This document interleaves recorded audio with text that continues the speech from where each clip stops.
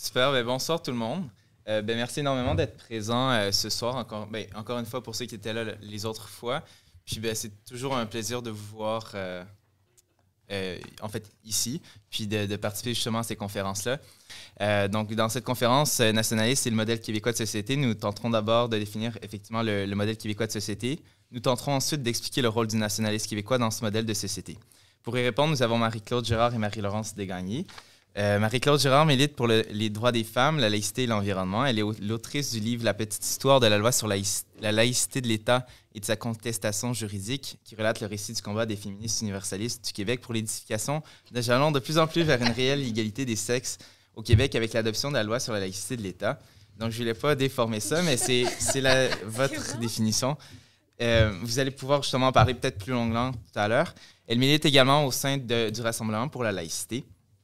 Marie-Laurence Desgagnés est présidente du Comité national des jeunes du Parti québécois, aussi appelé CNJPQ. Elle est aussi la porte-parole du Parti québécois pour les affaires étudiantes. Elle est l'ex-candidate du Parti québécois dans Chambly et l'ex-candidate du Bloc québécois dans Brossard-Saint-Lambert. Elle a notamment porté le dossier de la loi 111 au cégep. C'est une mesure fort essentielle justement pour la protection du français. Donc, ça aussi, peut-être qu'on va pouvoir en parler tout à l'heure. Donc, ma première question s'adresse à Marie-Laurence. Quand on parle de modèle de société québécois de société, qu'est-ce que c'est et comment prend-il forme? Autrement dit, qu'est-ce qui distingue et caractérise l'État québécois? Voilà. Mais d'abord, la question m'est adressée, mais si jamais vous voulez ajouter « Sentez-vous bien libre », c'est une grosse question. Qu'est-ce que le modèle québécois, particulièrement pour des gens qui sont déjà intéressés par les enjeux nationalistes comme nous?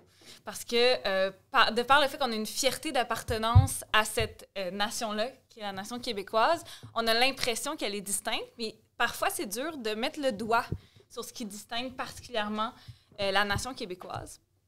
Évidemment, le français comme critère premier, je pense, vient à l'esprit de tous. Mais quand on parle de modèle québécois, ça va au-delà de la langue. Ça inclut forcément la langue comme socle de ce qui nous rassemble et ce qui fait de nous un peuple distinct en Amérique. Mais il y a aussi, dans ce qu'on entend par modèle québécois, toute une question économique et social-démocrate. Et c'est pas juste pour se dire qu'on est bien bon, bien beau, qu'on parle d'un modèle québécois. En fait, il y a vraiment des études qui se font sur les particularités au Québec. Parce que notre rapport à l'État est vraiment distinct aussi du reste de l'Amérique. Il n'y a pas juste la langue française qui nous distingue. Quand on pense à des États américains, par exemple, où l'État est vu comme un ennemi de la liberté individuelle, voire un outil qui pourrait permettre le totalitarisme, et donc qu'il faut restreindre le plus possible les pouvoirs de l'État, on réalise que le rapport des Québécois à leur État est vraiment particulier et vraiment différent. Parce qu'ici, l'État est vu comme un outil pour donner des leviers aux individus pour s'émanciper pleinement. Et c'est vraiment propre à nous en Amérique, ou en tout cas, ça nous distingue d'énormément d'autres États en Amérique. Par modèle économique québécois, on entend aussi une sorte de fierté, de désir d'investir dans les entreprises. Donc, il y a un rapport quand même plus interventionniste, je pense, de l'État par rapport aux entreprises. Puis notre plus beau levier par rapport à ça, c'est certainement la Caisse de dépôt, qui a fait partie certainement du développement aussi des services sociaux qui sont venus avec la Révolution tranquille, parce que se donner des leviers économiques, bien, ça nous permet aussi, après ça, de redistribuer la richesse.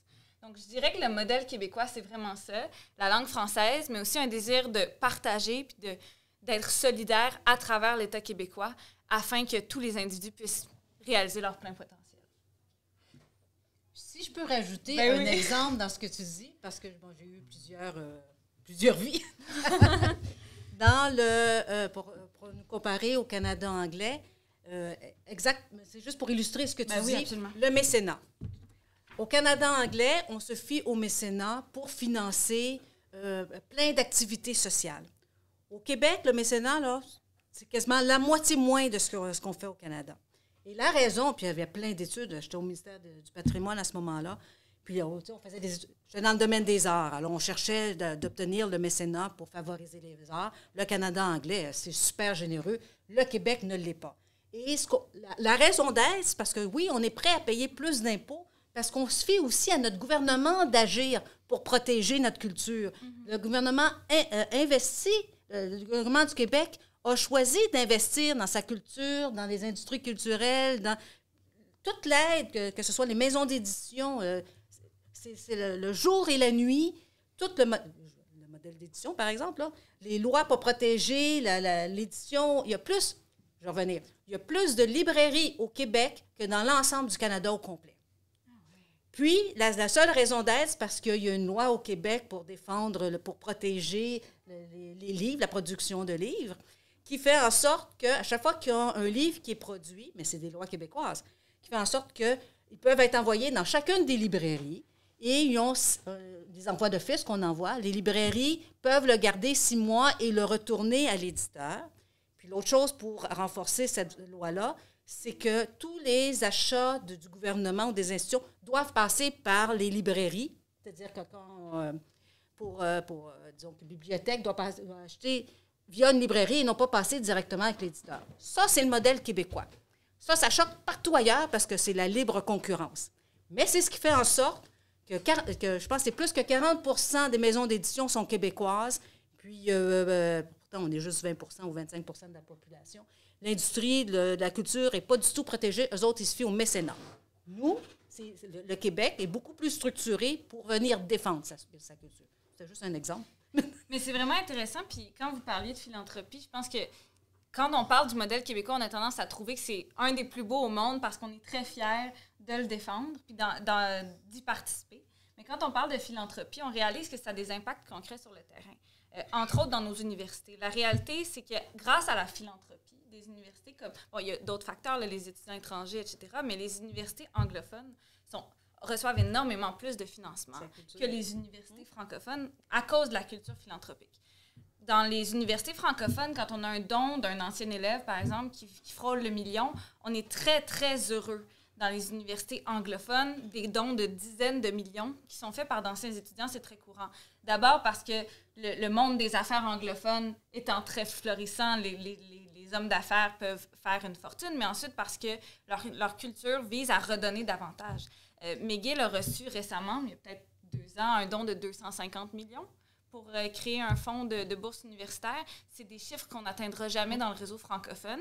Puis je pense qu'il faut en être conscient pour développer des politiques publiques aussi qui vont avec nos valeurs. Parce que si on laisse notre rapport culturel à la philanthropie comme ça, sans en être conscient, bien, on crée des disparités au sein de la société québécoise. Puis c'est pour ça, d'ailleurs, qu'on est attaché à notre État, parce que l'État à lui seul, je crois, et je pense plusieurs vont être d'accord là-dessus, est capable de régler ces disparités-là.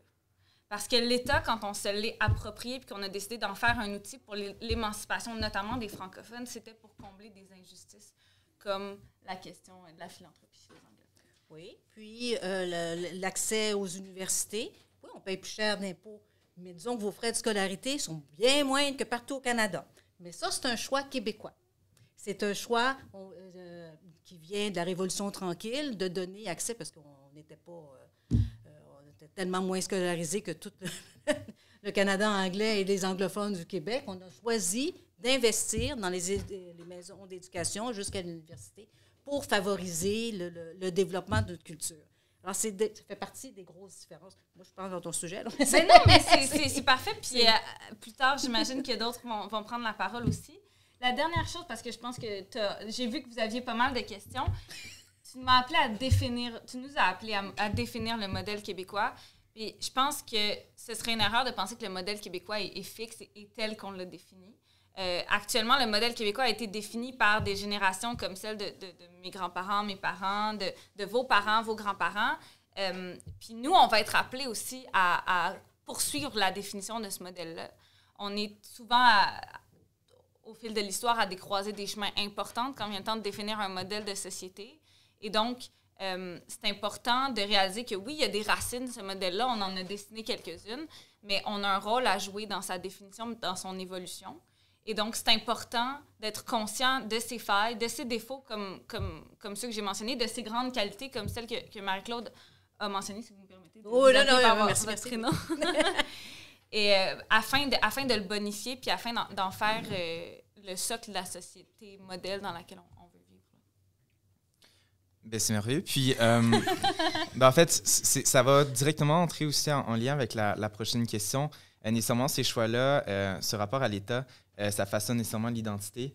Puis l'identité québécoise, nécessairement, c'est pas la même que celle canadienne. Donc, justement, comment l'identité nationale québécoise entre en contradiction avec celle canadienne? Puis comment le fédéralisme canadien inutile vos aspirations de la nation québécoise, notamment avec ses tribunaux? Madame Girard. Merci, c'est une grande question que tu as posée. Alors, j'ai choisi d'y répondre avec ma spécialité. Ça fait plusieurs années que je m'implique dans le dossier de la laïcité. Alors, je vais mettre en relief les directions diamétralement opposées que le Québec et le Canada ont pris en l'égard de la neutralité religieuse de l'État. Alors, je vais juste passer à travers, c'est pour ça que je vais lire ma liste, parce que des faits qui sont passés historiquement au Canada, puis les mettre en parallèle avec ce qui se passe au Québec pour montrer les positions complètement opposées. Et là, je commence au début des années, en tout cas, si on parle au Canada, on retourne. Lors du rapatriement de la Constitution, le Canada a choisi, parce que là, c'est un choix, tous les mots ont été débattus dans la charte qu'on a rapatriée, a choisi de débuter la Constitution en 82 par « attendu que le Canada est fondé sur des principes qui reconnaissent la suprématie de Dieu et la primauté du droit ». Et ça continue comme ça. Ça, c'est la première phrase de la loi constitutionnelle de 82. Il a tenu, à l'intérieur de la Constitution, à protéger certains droits spécifiques aux écoles religieuses. Ça, c'est à l'article 29. Qu'est-ce que ça veut dire? Ça veut dire que, par exemple, en Ontario, les écoles catholiques peuvent continuer à discriminer les enseignants basés sur la religion. Ils vont te demander la première question, es-tu catholique et es-tu pratiquante? Tu ne l'es pas? Je ne t'engage pas. Et à la discrimination, et ça, c'est protégé dans la Constitution canadienne. Ça, c'est comme pouf. Deuxièmement, un autre exemple. Contrairement à tous les pays du Commonwealth, parce qu'on vient quand même de la même philosophie, le Canada a refusé, ou refuse toujours parce qu'il y a eu plusieurs demandes, de revoir la description des activités de bienfaisance qui donnent accès à des bénéfices fiscaux appréciables. Ça, là, les bénéfices fiscaux, quand on regarde au Canada, là, on parle de milliards de manque d'entrée d'argent parce qu'on permet de ne pas payer d'impôts, de ne pas payer des congés de taxes et tout. Alors, le Canada refuse de revoir sa définition. Je pense que tous les autres pays du Commonwealth le font. Alors, ils préfèrent maintenir le flou actuel, savoir si un organisme peut être reconnu pour avoir droit à des crédits d'impôt. On se fie à une jurisprudence qui date des années de 1601 en Angleterre, là où l'Église était très impliquée parce que c'était juste elle qui donnait des services éducatifs, des services de santé et tout. Nous, on reste avec cette définition-là. Alors, aujourd'hui, au Canada, il y a 4... tu peux te faire reconnaître comme un organisme de bienfaisance si tu es dans le domaine de l'éducation, dans le domaine de la santé. Et le 4e volet, c'est si tu fais la promotion de religion. Le seul bienfait que tu fais, là, c'est de parler de la religion et puis de dire... Comment ils disent ça? C'est sur l'avancement des religions. Alors, ça comprend le financement des prêches, les services offerts conformément aux dogmes et aux doctrines religieuses, les lieux de culte, évidemment, et les missions de propagation de la foi. Tu dis, moi, je fais partie d'une église, je veux que tu me finances parce que je vais aller propager la bonne foi à travers le Canada, mais tu ne payeras pas d'impôts. On va te le faire. Nous, on conserve... Le Canada refuse de regarder ça parce que c'est trop compliqué. On se mettrait les églises puis toutes les religions à deux. En 2004, c'est pas longtemps, là, en 2004, le gouvernement fédéral a décidé de rajouter, c'était dans un projet de loi mammouth, là, c'était caché, a décidé d'ajouter au code criminel une exception religieuse quand il s'agit de propagande haineuse. Vous savez que dans le code criminel, on n'a pas le droit de faire de la propagande haineuse si ça s'attaque à un groupe. On ne peut pas dire... les homosexuels, il faut tous les éliminer, ou telle affaire, ça, c'est de la propagation. N'importe quel groupe identifiable. Okay? L'exception religieuse, offre une défense, ça, c'est l'article 319, 3B, une défense si tes propos sont basés sur un texte religieux auquel tu crois ou qui fait référence à un texte religieux. Alors, on a introduit, c'est-à-dire que nous, avec raison, la liberté d'expression est limitée, notre liberté d'expression à tous, si c'est des propos haineux. Mais si c'est fait basé sur un texte religieux, soudainement, tu peux le faire, tu vas avoir une défense à faire à la cour, en cours. Ça, c'est un choix du gouvernement canadien. Il y a eu des pétitions pour l'enlever. Hein. Les pétitions venaient surtout du Québec et ça a été une fin de non-recevoir. Il y a aussi, le fédéral utilise son privilège parlementaire pour l'utiliser à 2 reprises. Pour vous en souvenir, parce que c'était aussi l'an passé, soit en 2019 et en 2022, pour maintenir la prière à l'Assemblée nationale, à la Chambre des communes. Les deux, hein? À la Chambre des communes. Ça, la Cour suprême avait déjà conclu que de donner une prière dans la ville du Saguenay, ça ne respectait pas la neutralité religieuse de l'État et que ça devait cesser. Et ça s'adresse à tout le monde, au Parlement aussi, dans le domaine public. Le gouvernement, Trudeau, en premier, a dit « OK, on va arrêter ». En 2015, quand la décision s'est passée, il était ouvert à changer la prière par un moment de silence. Mais après ça, parce que ça confronte le Québec, il a refusé. Alors, c'est comme si il utilisait une clause dérogatoire pour ne pas respecter les décisions de la Cour. Les décisions de la Cour sont basées sur la Charte canadienne. Tu sais, quand il dit qu'il faut respecter les droits et libertés, lui-même ne les respecte pas à la Chambre des communes. Alors, à 2 reprises, il utilise son privilège parlementaire pour qui, pour moi, contrevient à la neutralité de l'État. Puis, en 2021, ça fait pas longtemps, il a aussi octroyé des exceptions religieuses quant à la vaccination obligatoire imposée à tout le monde qui allait en train, en avion, et aussi à tous les fonctionnaires fédéraux. Alors, tout le monde est obligé de se vacciner, sauf si tu croyais en quelque chose. C'est ça que ça voulait dire. Donc, la neutralité. Pendant ce temps-là, au Québec, ça, c'est la tendance du Canada. Pendant la même période au Québec, il y a eu la neutralité religieuse au Canada a pris son essor vraiment dans les années 70 avec la Révolution tranquille. À ce moment-là, une des premières réalisations, parce que dans les années 70, c'était l'Église qui était responsable de la majorité des religions. Il y a eu la création du ministère de l'Éducation qui a fait en sorte que l'éducation devienne laïque et publique. Ça a été, nous, on veut se dissocier des religions. Après ça, en 1976, là, je fais juste des exemples parce qu'il y en a eu beaucoup plus. Hein. En 1976, l'Assemblée nationale du Québec a remplacé la prière qui se disait par un moment de silence, ce que le fédéral refuse toujours de faire. En 1997, le gouvernement déconfessionnalise toutes les commissions scolaires, parce qu'avant,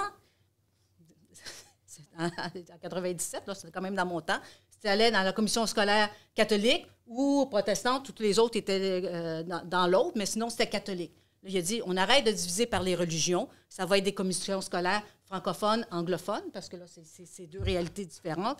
Mais il a passé par un amendement constitutionnel pour pouvoir le faire. Mais c'était dans notre champ de juridiction, nous, on a pu le faire. Mais ça montrait quand même une volonté de devenir plus laïque, d'avoir une neutralité religieuse de l'État. Mais au début des années 2000, il y a eu l'octroi d'accommodements consentis sur des bases religieuses, qui donnaient des exceptions religieuses, a créé un malaise dans toute la société. Un des cas, ça a été dans la société pour obtenir les permis de conduire. Quelqu'un, pour une base religieuse, ne voulait pas se faire tester par une femme. Et puis, la SAQ a changé ce règlement, devrait accommoder, puis demander, comme trouver un homme pour faire le permis de conduire. Tu dis, hey, la femme, là, elle existe, là. C'est comme, c'est insultant pour elle. Ça a créé des gros malaises. Pourquoi tu dois t'effacer devant la religion? On est une société où l'égalité entre les hommes et les femmes existe. Alors ça, c'est tout le débat des accommodements raisonnables qu'il y a eu, qui a donné lieu à la commission Bouchard-Taylor, qui en est venue à la conclusion que la neutralité religieuse de l'État, que certains employés de l'État ne devaient pas porter de signes religieux pour assurer, il y avait les accommodements, mais sa conclusion, c'était d'assurer une neutralité religieuse de l'État. Alors, après ça, en 2019, on a adopté la loi 21, comme vous le savez, qui interdit le port de signes religieux aux représentants de l'État. Et la même année, on a enlevé retiré des palais de justice québécois, du Salon bleu de l'Assemblée nationale, tous les crucifix. L'État est neutre, là, on va arrêter d'en afficher la moitié, puis tout ça. Alors ça, c'est la tendance différente. Le Canada, lui, il intègre les religions. Sa neutralité, pour atteindre la neutralité religieuse, c'est comme s'il intègre les religions dans sa façon de faire, en se disant neutre. Nous, on met un espace entre les deux. Alors, les deux visions s'entrechoquent, puis se retrouvent aujourd'hui en plein dans la constatation de la loi 21 en cours. Comment tu agis, c'est quoi la neutralité religieuse? Ce qui est intéressant, c'est qu'il y a aussi le constitutionnaliste Benoît Pelletier, qui écrit souvent dans les journaux, mais qui est aussi venu en Cour supérieure pour défendre la loi 21, qui rappelle que toute fédération est supposée, l'idée d'une fédération, c'est de respecter les particularités de chacun.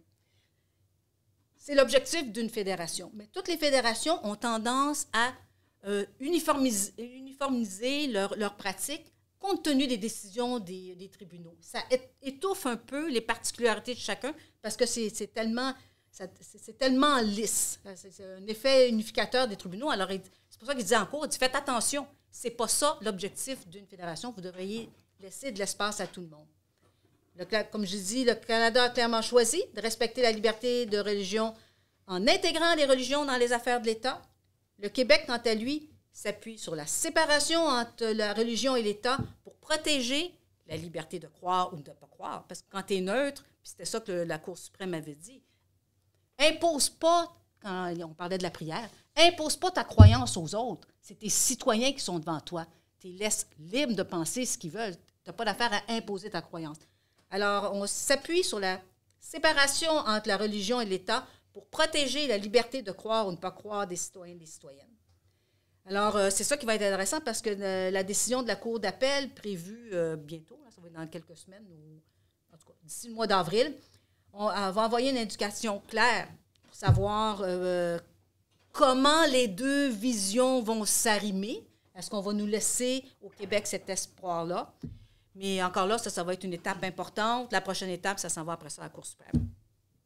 Je prends un exemple de côté, mais c'est deux optiques complètement différentes. Puis les deux, ça se reflète aussi, nous, on parle de laïcité. Au Canada anglais, c'est le secular qu'ils disent. Secular, c'est-à-dire que tu n'interviens pas dans les, comme télésphère, mais ça n'empêche pas d'intégrer. La laïcité, c'est une distance. Secular, c'est comme tu peux les inclure, mais tu ne te prononces pas dans tout le monde. Alors, c'est pour ça qu'il y a une incompréhension totale entre les deux positions. Mais c'est vraiment intéressant parce que l'enjeu de la laïcité, c'est un des enjeux où on est le plus en contradiction, je pense, avec le reste du Canada. Mais il y a des éléments, par exemple, quand on les regarde sur papier, la langue française puis la protection du bilinguisme au Canada, on n'a pas l'impression que c'est en contradiction fondamentalement. On a l'impression qu'il peut y avoir des espaces de compromis. Le problème, c'est que quand on fouille ou quand on va nous-mêmes ailleurs dans le reste du Canada ou qu'on fréquente les institutions canadiennes, on réalise qu'il y a des contradictions et qu'il y a un rapport institutionnel qui est vraiment différent. La réalité, par exemple, c'est qu'on a beau parler de bilinguisme sur papier, l'hégémonie de l'anglais fait en sorte que le français ne sera jamais sur le même pied d'égalité. Ça veut pas dire que les deux visions sont forcément contradictoires, mais clairement, elles s'entrechoquent quand on leur fait passer le test de la réalité. Bien, c'est super intéressant que tu aies justement parlé un peu de français parce que justement, la prochaine question, c'est sur le français. Mais en fait, tout à l'heure, Marie-Claude parlait justement des commissions scolaires qui sont devenues francophones. Mais d'un autre point de vue aussi, la loi 101 a eu un impact justement comme liant.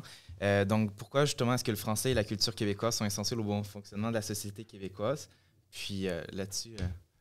Bien, en fait, on en a parlé un peu que ça faisait partie du modèle québécois, le français, puis que c'était au cœur de ça. Le premier élément qui fait en sorte que le français est si important, c'est que ça nous fait une manière de se comprendre.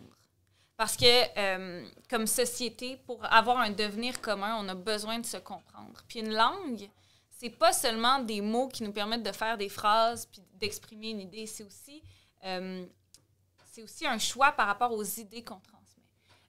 Puis si vous allez dans... Marie-Claude parlait de la différence entre laïcité et secular, mais si vous allez dans une université anglophone dans le reste du Canada, si vous allez en Europe, il y a des idées qui prennent forme dans une langue précise et qui sont difficiles à traduire. Il y a des idées qui prennent forme au Québec en français, qui sont dures à traduire. Il y a des façons de voir le monde qui prennent forme en français au Québec, qui font partie du liant de la société québécoise qu'on pourra malheureusement jamais traduire à leur juste valeur dans d'autres langues ou dans d'autres sociétés. Donc, c'est clair que le premier élément, c'est que ça nous permet de se comprendre, puis ça nous permet de se sentir en société. Le deuxième élément, c'est qu'une des missions de l'État québécois, c'était aussi, je pense que vous pourrez en témoigner plus que moi, là, parce qu'on vit à un moment où je pense que le français a relativement été protégé, notamment par la loi 101, même s'il y a énormément à faire. L'État québécois a servi de levier immense pour une population qui vivait énormément de discrimination, la population francophone, de pouvoir s'émanciper. Donc, le français est aussi au cœur de ce pourquoi on s'est approprié l'État et de ce pourquoi on doit continuer de se l'approprier. Ailleurs au Canada, c'est difficile pour certains de comprendre pourquoi on tient tant que ça à avoir des lois pour protéger le français. Souvent, on nous oppose l'idée qu'il faut faire la promotion d'une langue pour s'assurer de sa pérennité plutôt que de l'imposer. Moi, j'ai tendance à dire, sans contredire ces gens-là, qu'il faut pouvoir faire les deux, il faut pouvoir protéger et il faut pouvoir promouvoir. Mais la réalité dans l'océan anglo-américain dans lequel on baigne, c'est que si on ne protège pas, on a beau avoir une langue merveilleuse, on a beau avoir des artistes incroyables, s'ils ne sont pas capables de percer le mur de l'indifférence, parce que les gens ne vont pas à l'école en français, parce que les gens ne travaillent pas en français, parce que les gens peuvent placer quelques mots dans une phrase, mais ne vivent pas dans un devenir commun qui est francophone, bien, on ne sera pas capable de préserver cette langue-là. Tout à fait. En fait, ça va être un peu dans le même sens, mais maintenant, ça va concerner la laïcité. Donc, justement, pourquoi est-ce que la laïcité est essentielle au Québec? Et plus largement, justement, pour le bon fonctionnement des démocraties dans le monde. Puis, c'est toujours des très grandes questions. Hein? Je ne suis pas sûre que je réponds à l'ensemble de ta question, là, mais je vais donner des éléments de réponse. Okay? Tout d'abord, j'aimerais vous rappeler c'est quoi la laïcité. La laïcité de l'État, c'est l'organisation d'une société, nos règles de vie, pour favoriser le vivre ensemble. C'est l'objectif. Ça s'appuie sur la séparation de la religion puis de l'État pour protéger, puis c'est ça l'objectif, pour protéger la liberté de croire ou de ne pas croire des citoyennes et des citoyens. Ce n'est pas contre des religions, c'est pour protéger la liberté de penser de tout le monde. La loi sur la laïcité de l'État s'applique sur 4 grands principes. C'est important de les connaître et de comprendre ces principes-là parce que c'est ça qui défend la laïcité, au-delà de tout ce qu'on entend partout. Le premier principe, ces principes-là sont écrits dans la loi. Le premier principe, c'est la séparation de l'État et des religions. Alors ça rappelle qu'on est une société de droit. Nos règles, nos lois sont déterminées par les citoyens, selon un processus démocratique, c'est pour ça qu'on vote à chaque fois, et non pas passer sur un texte religieux ou pour respecter des préceptes religieux. L'idée ici, c'est vraiment de protéger la liberté de religion tout en empêchant que ces religions aient un pouvoir d'influer sur les affaires de l'État. Tu respectes, mais ça, c'est chasse gardée. Le deuxième principe de la loi sur la laïcité de l'État, c'est la neutralité religieuse de l'État. C'est-à-dire que le gouvernement ne prend pas position à l'égard des religions. Il est neutre. Il n'en favorise ou en discrédite aucune. Il n'y a pas d'affaire à se prononcer. L'objectif est d'accueillir et de respecter la diversité des prestations de services neutres pour le gouvernement, sans influence politique, religieuse ou autre. Alors, c'est pour ça que la loi 21 établit un devoir de réserve plus strict en matière de religieuse à l'égard de ces, là, je vais le prononcer, représentants de l'État. On ne parle pas aux citoyens, on parle à certains représentants de l'État, des citoyens qui acceptent un poste particulier dans l'État, les représentants de l'État, en position d'autorité, soit par l'interdiction de porter un signe religieux dans l'exercice de leurs fonctions. On parle ici de l'obligation de neutralité de fait et d'apparence pour les représentants de l'État, telle que reconnue par la Cour suprême en 2015. C'est important de le répéter parce que ça ne sort pas d'un chapeau. La neutralité de fait et d'apparence a été statuée par la Cour suprême en 2015. Troisième principe, l'égalité de tous les citoyens et les citoyennes. Ça, c'est celui qui me tient à cœur. De plus, l'idée ici, puis puis le petit truc que je t'avais lu, là, il est là-dedans. Tantôt. L'idée ici, c'est de permettre le développement démocratique de l'égalité entre les femmes et les hommes. Je vais vous expliquer comment. En servant de rempart aux pratiques, aux symboles religieux sexistes lors de la prestation de services publics. Le gouvernement, dans les années 80, avait déjà purgé, comme je vous dis tantôt, en 70, on s'est approprié, ministère de l'Éducation, ce n'est plus, l'école est rendue publique et laïque. Dans les années 80, là, on a purgé tous les manuels scolaires de sexisme évident dans les années 70 pour favoriser l'égalité. L'égalité entre les hommes et les femmes, c'est une valeur fondamentale du Québec, en passant. Alors, pour vous faire sourire, parce que vous ne l'avez pas entendu, vous étiez trop jeune ou pas né à ce moment-là, dans les années... vous n'étiez pas né. Pour un sourire, je vais vous lire un passage polémique qui se trouvait dans les manuels scolaires à l'époque et que Mme Lise Payette avait lu en chambre à tout le monde. Puis ça a créé l'événement des Yvettes. Alors, voici ce qui se trouvait dans les manuels scolaires. Un exemple de ce qui se trouvait dans les manuels scolaires. Guy pratique les sports. La natation, la gymnastique, le tennis, la boxe, le plongeon. Son ambition est de devenir champion et de remporter beaucoup de trophées. Yvette, sa petite sœur, est joyeuse et tranquille. Elle a apporté le sucrier, le beurrier, le pot de lait. Elle a aussi aidé à servir le poulet rôti. Après le déjeuner, c'est avec plaisir qu'elle a essuyé la vaisselle. Elle trouve toujours le moyen de faire plaisir à ses parents. Hier, à l'heure du repas, elle a tranché le pain, versé l'eau chaude sur le thé et balayé le tapis. Yvette est une petite fille bien obligeante. Alors ça, c'était... C'est vous montrer d'où on vient. OK? D'où on vient. Ma mère n'avait même pas de statut juridique. C'est comme les femmes n'avaient même pas le droit. Ma mère s'appelait Madame Claude Girard. Si tu te mariais, tu devenais comme la possession de ton mari. Tu n'avais même pas le droit d'ouvrir un compte de banque. Mais ça, avec... on l'a obtenu, là, c'est peine et de misère, mais c'est toujours la religion qui freinait tout ça pour défendre sa conception de la famille. Alors maintenant, je reviens à mon texte. Après avoir épuré les manuels scolaires de sexisme évident, la loi 21 permet aujourd'hui l'élimination des symboles religieux sexistes portés par des enseignants et des enseignantes de l'école publique. On a purgé les manuels scolaires, mais maintenant, c'est les autres symboles qu'on trouve autour. Il n'y a plus de crucifix non plus, mais l'État se veut neutre. La laïcité de l'État est une des conditions sine qua non si on tient à mettre fin aux inégalités qui touchent les femmes telles que promues par toutes les grandes religions monothéistes, que ce soit les évangélistes qui viennent d'annuler le droit de vote aux États-Unis, ici aussi au Canada, ils poussent fort pour ça. Toutes les religions monothéistes sont sexistes. En assurant la neutralité religieuse de l'État, la laïcité protège certains lieux publics de l'influence des pratiques religieuses sexistes auprès des citoyens. Quatrième et dernier principe directeur de la loi sur la laïcité, c'est la liberté de conscience et de religion. Ici, l'objectif est d'assurer un équilibre entre les droits collectifs des Québécois et des Québécoises et les droits et libertés de la personne. La loi 21 ne vise pas le citoyen. Tout le monde a le droit de porter le signe religieux qu'il veut en tant que citoyen, mais demande aux représentants de l'État, en position d'autorité, une neutralité religieuse de fait et d'apparence. Alors, ainsi, tout en respectant les droits individuels de chacun, la laïcité vise à protéger la liberté de conscience de ses citoyens via des institutions publiques laïques.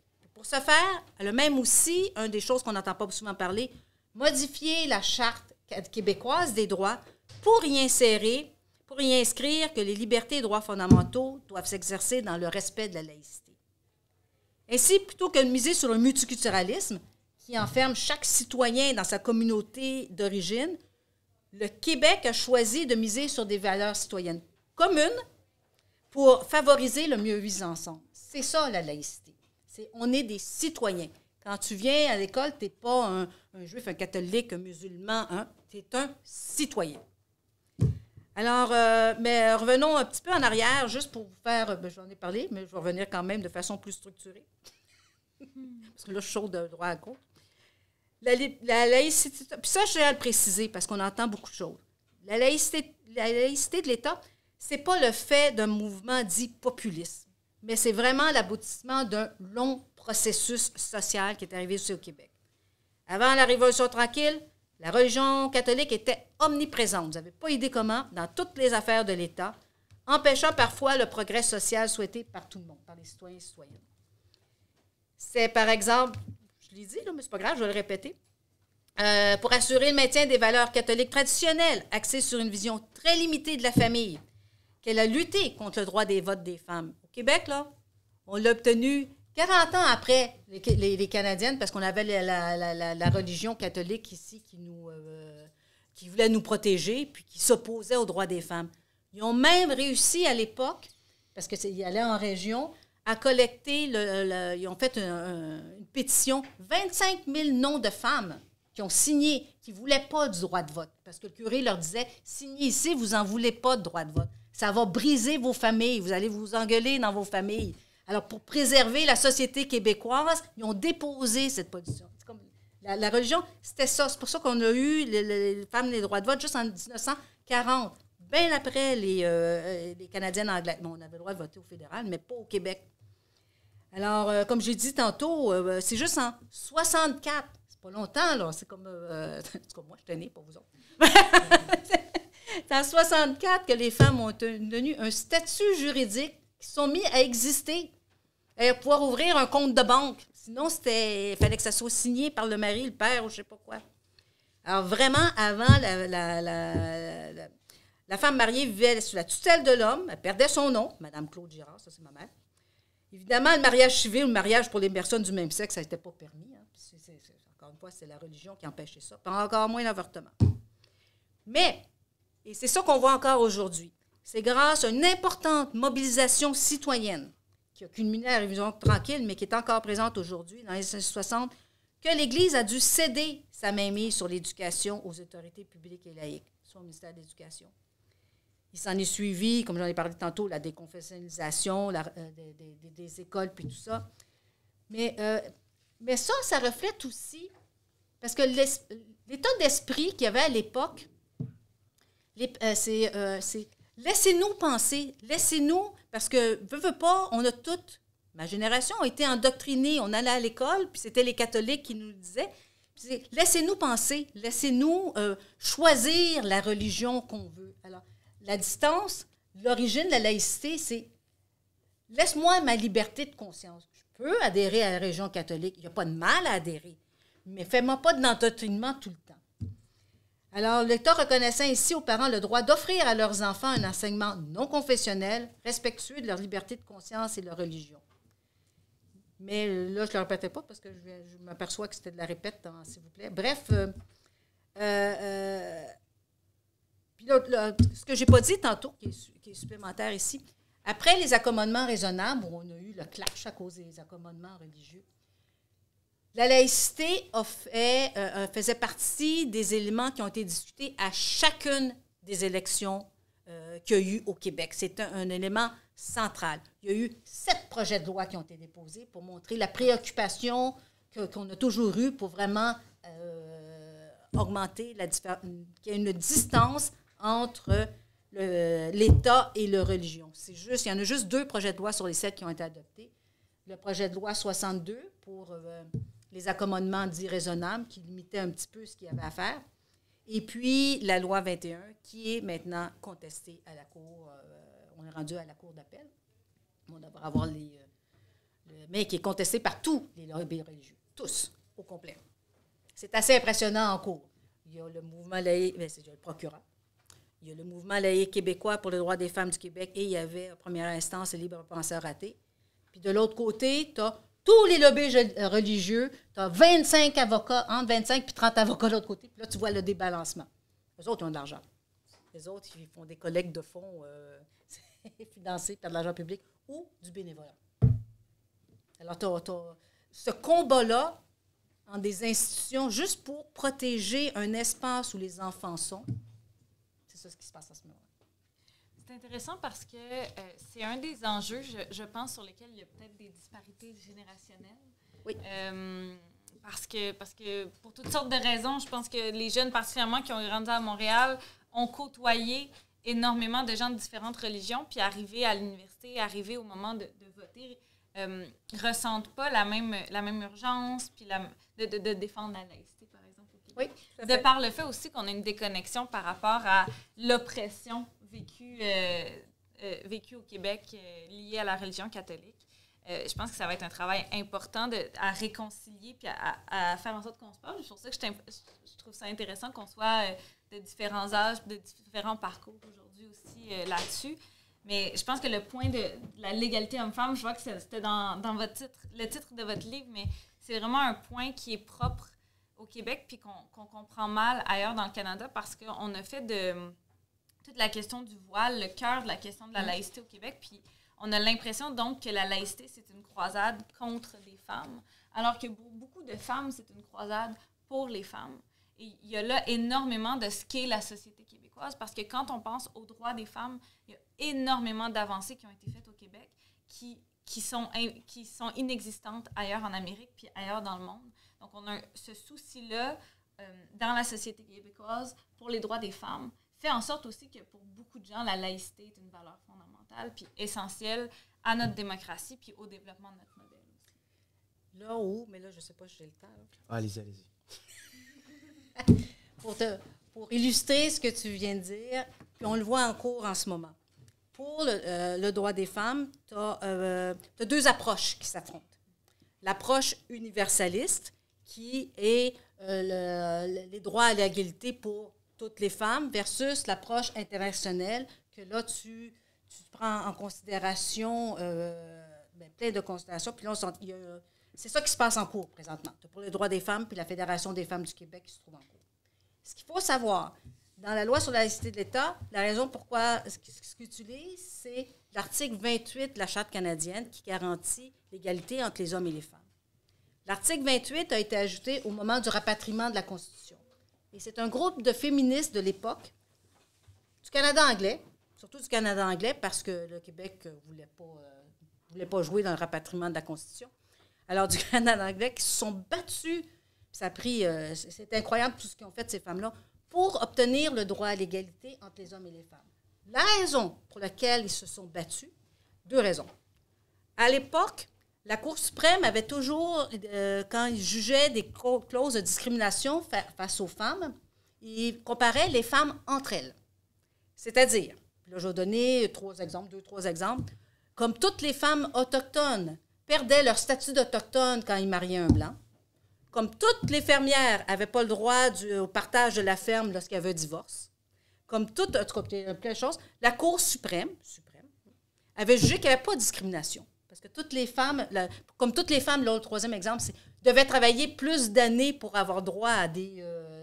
il n'y avait pas de discrimination entre les femmes. Donc, il n'y avait pas de discrimination. Mais c'était injuste parce que, tu sais, comme les hommes n'étaient pas traités, les femmes n'étaient pas traitées la même chose. Alors, eux autres, ils ont fait des pieds et des mains pour introduire cet article-là, pour changer la façon qu'on analyse les droits à l'égalité entre les femmes. La deuxième chose qui leur faisait peur, c'était la clause du multiculturalisme qui était ajoutée au rapatriement de la Constitution. Parce que ces femmes-là avaient peur qu'on enferme les femmes dans le multiculturalisme et puis que certaines femmes n'aient pas le même droit à l'égalité que les autres. Tu dis, c'est parce que tu fais partie de cette communauté-là et dans notre communauté, c'est comme ça que ça fonctionne. Ils ont dit, non, on veut que le droit à l'égalité, ce soit le droit universel pour tout le monde. C'est-à-dire, autant toujours quand tu compares aux hommes, tu as le droit à ça, mais c'est quoi l'équivalent? C'est le droit à l'égalité. Ça s'est fait, puis ils ont gagné cette bataille-là. Quelques années plus tard, il y a eu, avec Mme Crenshaw, l'approche intersectionnelle qui est venue des États-Unis, qui, elle, a dit, pour juger des clauses de discrimination, il faut que tu regardes, il faut que tu ailles plus loin que juste sur le sexe. Prends en considération l'origine ethnique, la race ou plein d'autres critères pour vraiment bien comprendre la discrimination qui est faite aux femmes. Ça se passe aux États-Unis. Au même moment, le Québec, lui, qui réagissait au multiculturalisme, nous, on a choisi l'interculturalisme ou les valeurs citoyennes. Je dis non. Puis là, on a introduit aussi dans notre charte l'égalité entre les hommes et les femmes. Nous, on veut baser sur ce qui nous lie en commun, tout le monde, Puis, on accueille la variété, mais on a des valeurs fondamentales. L'interculturalisme, c'est un peu ça.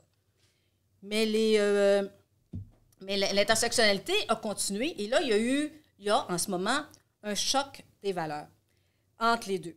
Et les féministes universalistes, c'est compliqué, là, mais je ne ferai pas ça longtemps, ont décrié l'autre approche. Mais évidemment, elles ne sont pas d'accord toutes les deux. Là.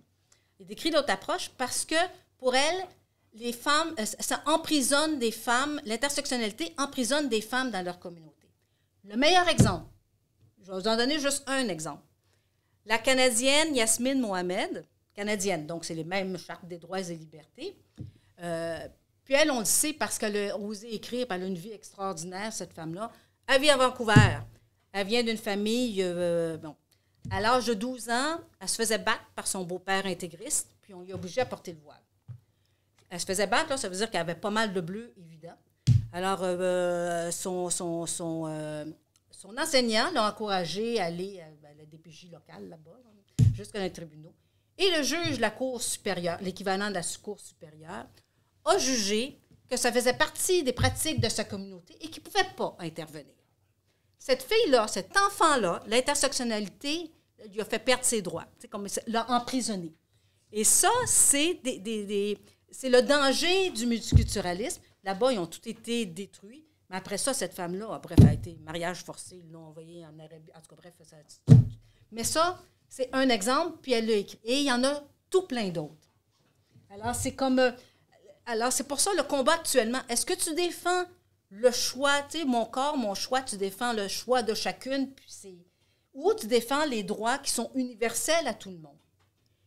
Pour moi, mon choix, mon corps, il y a aussi une contradiction. Ça voudrait dire que pour les femmes, tu leur dirais « Ah, tu ne veux pas porter l'habit de policière?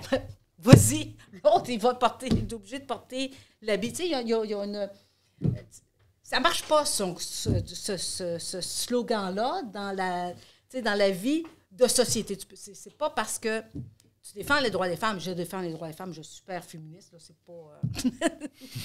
Mais il y a aussi des limites, et tu penses sur l'ensemble des droits tu veux donner les mêmes libertés à tout le monde, qui ne soient pas entravés par des... Tu ne veux pas enfermer dans des cultures et des religions, surtout des religions qui sont toutes sexistes en passant, là, toute la gang. Là. C'est comme... Si tu veux y croire, tu peux y croire, mais c'est pas de problème. Mais il faut donner le même droit à l'égalité entre les hommes et les femmes. En tout cas, exact. Ben, en fait, c'était... Vous ne serez pas contesté sur le droit à l'égalité. Merci. Mais justement, bon, la laïcité, ça a été un long processus justement vers une forme de citoyenneté. Justement, ça apporte le principe d'État-nation. Puis, comment est-ce que l'État-nation est complémentaire à l'État-providence? Parce que justement, là, on parlait de plusieurs aspects, mais là, on y va plus justement du point de vue maintenant de l'État-providence. Comment la nation peut-être est un vecteur de changement vers l'atteinte de l'État-providence? Bien, j'ai l'impression d'avoir répondu un peu à la question dans mes interventions précédentes en mentionnant le fait que le fait d'avoir l'impression d'appartenir à une identité commune, ça nous donne le goût de partager puis de créer des espaces de solidarité qui sont initiés par l'État québécois, qu'on a choisi de transformer en État-providence, parce que, bon, le gouvernement de la province de Québec n'a pas toujours été celui qui redistribuait le plus des richesses. D'ailleurs, il y a eu une époque où il en amassait à peu près pas non plus, fait que pour redistribuer, ça va moins bien. Mais ce que j'ai envie d'essayer de réfléchir, moi, c'est comment on peut oublier que l'État-nation est une condition fondamentale à l'État-providence. J'ai l'impression que dans nos débats de société, on parle beaucoup maintenant de nos services sociaux, et avec raison. Puis on parle de les bonifier, mais on oublie l'élément fondamental qui est faut que les Québécois sentent qu'ils appartiennent à une même famille, si on veut, pour avoir le goût de partager. Et ça, c'est humain et c'est montré scientifiquement qu'il faut avoir l'impression que l'autre est son égal pour avoir envie de partager.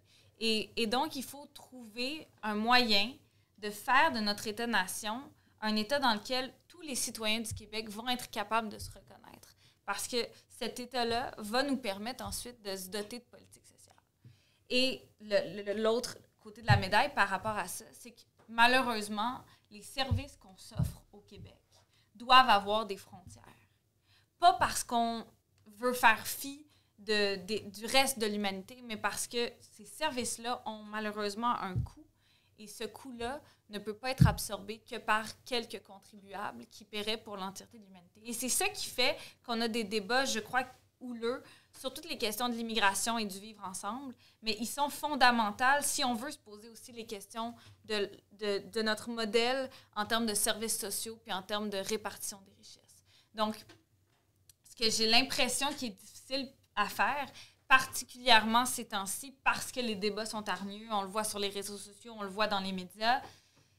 Pour avoir un débat qui est sain sur nos services sociaux, il faut avoir un débat qui est sain sur qu'est-ce que le Québec, quel est notre projet comme Québécois, qui en fait partie et comment on peut vivre ensemble afin de se sentir partie d'une même famille. Ben, je ne sais pas si ça répond à la question, mais j'ai essayé de le twister pour ne pas me répéter. Il pose des grandes questions, hein? Oui, mais j'essayais de discuter des questions avec mon chum avant de venir, puis il était comme, moi, les questions sont pas mal à grand développement, là, fait que j'espère que vos questions, vous allez avoir de l'espace, on n'aura pas toutes répondu, mais je suis sûre que oui. Ben, l'autre aussi est quand même assez vaste. mais en fait, ça va être pour justement Mme Girard. Justement, comment la laïcité québécoise s'impose-t-elle comparativement aux autres États? Autrement dit, quelles sont ses distinctions et en quoi ce modèle de société affecte-t-il les autres aspects de l'État québécois? Effectivement, vaste question. Mais je vais parler moins longtemps que tantôt. Pour celle-là. D'abord, si on regarde la laïcité de l'État, le pays qui a une plus grande laïcité, la laïcité la plus stricte, c'est la France. La France, ça fait depuis 1905, je pense, qui a une loi sur la laïcité qui origine de guerre de religion. Ça a été en tout cas un massacre, puis ils ont décidé, c'est correct, l'État s'organise, puis la religion va respecter, mais c'est ailleurs.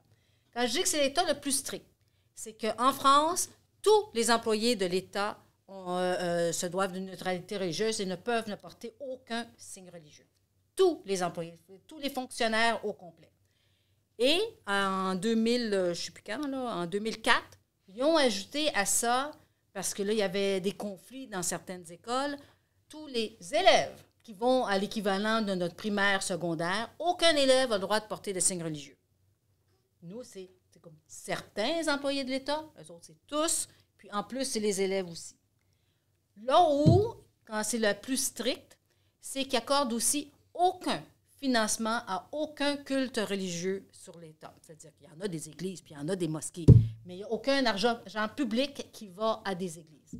Alors, la liberté de culte, la liberté de religion est là, mais l'État se distingue. Ça, c'est la neutralité la plus stricte qu'on a dans le monde. Sinon, il y a différents modèles, beaucoup en Europe, mais aussi en Afrique, même en Amérique du Sud, même au Mexique, qui se dit laïque. C'est différents modèles. Ce qui est intéressant de voir, c'est que dans tous les modèles, à peu près, ont été contestés en cours, surtout avec l'Union européenne, la Commission européenne des droits de la personne. Et à chaque fois qu'il y a une intervention, ça monte jusqu'en cours, à la Cour européenne des droits de la personne. Et la Cour a jugé, à chaque fois qu'il y a des différends, que tous les modèles étaient respectueux parce que tous vivaient pour la défense du bien commun et de la spécificité de la culture locale. Quand je dis sont toutes des causes différentes, par exemple, puis là, je n'ai pas vérifié pour ça, mais si ma mémoire est bonne, à un moment donné, en Suisse, il y avait, parce qu'en Suisse, tout le monde se donne la main tout le temps, là, en plein pays. Alors, ils voulaient donner la main, mais là, ils disaient, je ne peux pas, ma religion m'empêche de te donner la main. Puis les parents ont dit, il faut que tu respectes ma liberté religieuse. Et puis la Suisse a dit, un instant, on a des valeurs communes ici, en Suisse. Et ils sont même allés jusqu'à la Cour européenne des droits de la personne. Mais, en premier, la Cour de la Suisse, puis après ça monte là. Et puis la Cour européenne des droits de la personne a dit, ça fait partie des valeurs sociales de la Suisse. Tu sais, comme tu peux imposer ça dans tes écoles publiques. La même chose d'une autre cause, qui c'est pour les séparations dans les cours de natation, parce que c'était mixte, puis ils voulaient retirer leurs filles. Puis la Cour a dit non, ça fait partie des valeurs fondamentales que l'État a choisi d'enseigner à ses enfants. Alors, ils ont respecté ce modèle-là. Et c'est ça qu'il faut retenir. On a tous les mêmes droits. Les droits, mais il y a la liberté de conscience, la liberté de religion, mais aucun droit n'est absolu. C'est toujours l'équilibre des droits qu'il faut regarder. Et chaque société décide quel équilibre ou quelles règles il veut mettre en place pour respecter ces droits-là. Au Canada, on regarde toujours souvent, faut que ça soit une atteinte minimale aux autres droits. Tu sais, je ne sais pas comment ça va finir en Cour suprême. Mais l'atteinte minimale, c'est comme le fait que le gouvernement a choisi, c'est juste certains postes, certains, tu sais, c'est pas tout le monde, puis même s'il aurait pu essayer tout le monde, parce qu'encore là, c'est pas dans la société, c'est juste les représentants de l'État. C'est toujours quelque chose qu'il faut prendre en considération. Aucun droit n'est absolu. Puis la liberté de conscience des enfants, de tout le monde, mais particulièrement des enfants, est intéressante. Là, je fais juste un aparté. C'est quoi la liberté de conscience? C'est la liberté de croire ou de ne pas croire, mais d'avoir les convictions qu'on veut. Les parents, il y a des parents qui sont venus témoigner en faveur de la loi 21 en cours supérieure, et c'était surtout des parents de culture musulmane qui sont venus. Il y en avait un, c'est catholique, les autres, musulmanes. Puis ce qu'ils ont dit, ils ont expliqué, parce que le juge a vraiment essayé de comprendre, mais ils ont expliqué en quoi leur liberté de conscience était affectée, le fait que l'enseignante de leur enfant portait un voile. Puis ce qu'ils ont dit, c'est que moi, je suis contre le voile, et puis ça m'empêche de m'exprimer face à mon enfant, de commenter le voile, parce que c'est un symbole sexiste, puis moi, je viens de Tunisie, puis c'était tous des parents, et ça m'empêche de m'exprimer face à mon enfant, parce que si je l'avais fait, ça mettait en péril la relation entre mon enfant et l'enseignant. Ou, de toute façon, quand on est au primaire, vous allez voir, quand vous allez avoir des enfants, le professeur, quand il parle, là, le parent il vient de prendre le bord. Hein? C'est comme si c'est un dieu. Il dit, ça met en péril, soit, si je m'exprime, ça met en péril soit la relation de l'enfant avec l'enseignante, ou ça met en péril la relation que j'ai avec mon enfant. Pour moi, je ne veux pas et je m'oppose à qu'il y ait des ports de signes religieux portés par les professeurs dans l'école publique. Alors, ces parents-là sont venus exprimer haut et fort pourquoi ils étaient favorables à la laïcité de l'État, surtout qu'ils avaient choisi d'immigrer au Québec, qui croyaient qu'il y avait cette protection-là. Puis ils ont tous conté des anecdotes, la pression que leur enfant avait à l'école parce qu'il y avait un nom en consonance arabe pour se conformer à des concepts religieux. On ne le voit pas, ça. Mais les exemples qu'ils donnaient faisaient pas, tu sais, comme ça fait, c'est vrai. Puis, ça ne veut pas dire que les enseignants qui portaient un signe religieux avaient une intention de prosélytisme. Il y avait une intention de convertir. Mais ça c'est pas important. C'est l'impact que ça a sur la personne. Les signes ont une signification. On demande aux enseignants, aux fonctionnaires, de ne pas porter de signes religieux, de ne pas montrer leurs valeurs. Ils sont supposés être des représentants de l'État, communiquer la matière qui est à donner. Alors, le rôle d'un représentant de l'État, c'est de représenter de l'État, et non pas de représenter l'État et une religion. En tout cas, c'est le... J'ai pu furquer, là. Mais bref, les autres, dans le monde, le Mexique est un État laïque dans l'Amérique du Sud, mais eux autres, ils choisissent... C'est un État laïque, c'est séparé, mais ils choisissent de financer certaines églises ou de les consulter dans certains moments. L'État est laïque, mais il l'intègre de différentes façons. Alors, chacun a trouvé sa combinaison pour le faire, selon son historique. Mais évidemment, l'État au Mexique, ce n'est pas toutes les religions. Je vais vous faire remarquer qui financent, là, c'est celles qui aiment bien. Mais aux États-Unis, qui sont... les États-Unis ne financent aucune institution religieuse. C'est eux autres qui... l'argent leur vient, tu sais, comme de la population et des dons, mais ils ne financent pas les écoles publiques. Il n'y a pas de religion dans les écoles publiques. Alors, c'est comme... chacun a son modèle différent, mais sauf qu'on dit pas nécessairement que les États-Unis sont laïcs. C'est pas marqué dans leur constitution. Dans les pays asiatiques, en Inde, ça se dit un État laïque aussi. Tout le monde s'en tuerait, sinon. C'est comme... il y a tellement de religions importantes, puis tout ça. Alors, ça te prend une neutralité religieuse pour assurer un équilibre ou un vivre ensemble, et non pas que chacun soit dans son ensemble. Alors, c'est pas un portrait complet de ce qui se passe dans le monde, mais c'est l'idée d'avoir un socle citoyen. Puis c'est comme ça que la France le vend tout le temps. En tant que citoyen, l'État est là pour défendre les citoyens et non pas pour défendre la particularité religieuse de chacun. Tu as le droit de le faire. C'est comme, tu es libre. Puis c'est ça qui permet, c'est ça qui fait en sorte qu'il donne la liberté de religion à chacun. Si je pouvais ajouter juste quelque chose très rapidement. Oh, vas-y. J'ai l'impression qu'il y a une distinction à faire aussi entre des États. Puis là, je ne connais pas le dossier aussi bien que vous, mais entre des États qui ont adopté la laïcité parce qu'au moment où ils se sont érigés en État, il y avait différentes religions à accommoder, versus des États qui ont adopté la laïcité en réaction à tout un historique par rapport à une religion. Puis, dans le cas du Québec, contrairement à la France, il y a vraiment cette idée de réaction par rapport à l'oppression de la religion catholique qui fait en sorte que notre laïcité est intimement liée le mouvement laïque est intimement lié à d'autres mouvements, comme le mouvement pour les droits des femmes ou le mouvement pour les droits des homosexuels. Mais bref, il y a une réaction à une oppression qui fait en sorte que la laïcité est perçue de manière positive par des groupes appartenant à différentes minorités. Versus en France, puis je veux dire, il y a des féministes françaises qui sont aussi des militantes laïques, mais en France, on oublie souvent que les premiers militants pour la laïcité, puis les premiers qui ont fait voter la loi pour la laïcité, étaient aussi, pour certains d'entre eux, des antiféministes notoires. Donc la laïcité n'a pas toujours été associée au féminisme.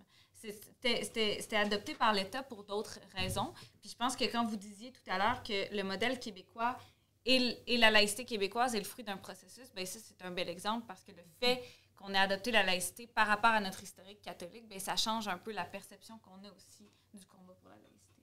Oui. Puis comme ce combat-là est récent, c'est tous vos parents ou grands-parents, c'est comme si on s'est séparé de la religion, mais on ne veut pas qu'il y en ait d'autres qui rentrent pour remplacer. C'est comme si ce combat-là, acquis, est important et il faut le protéger.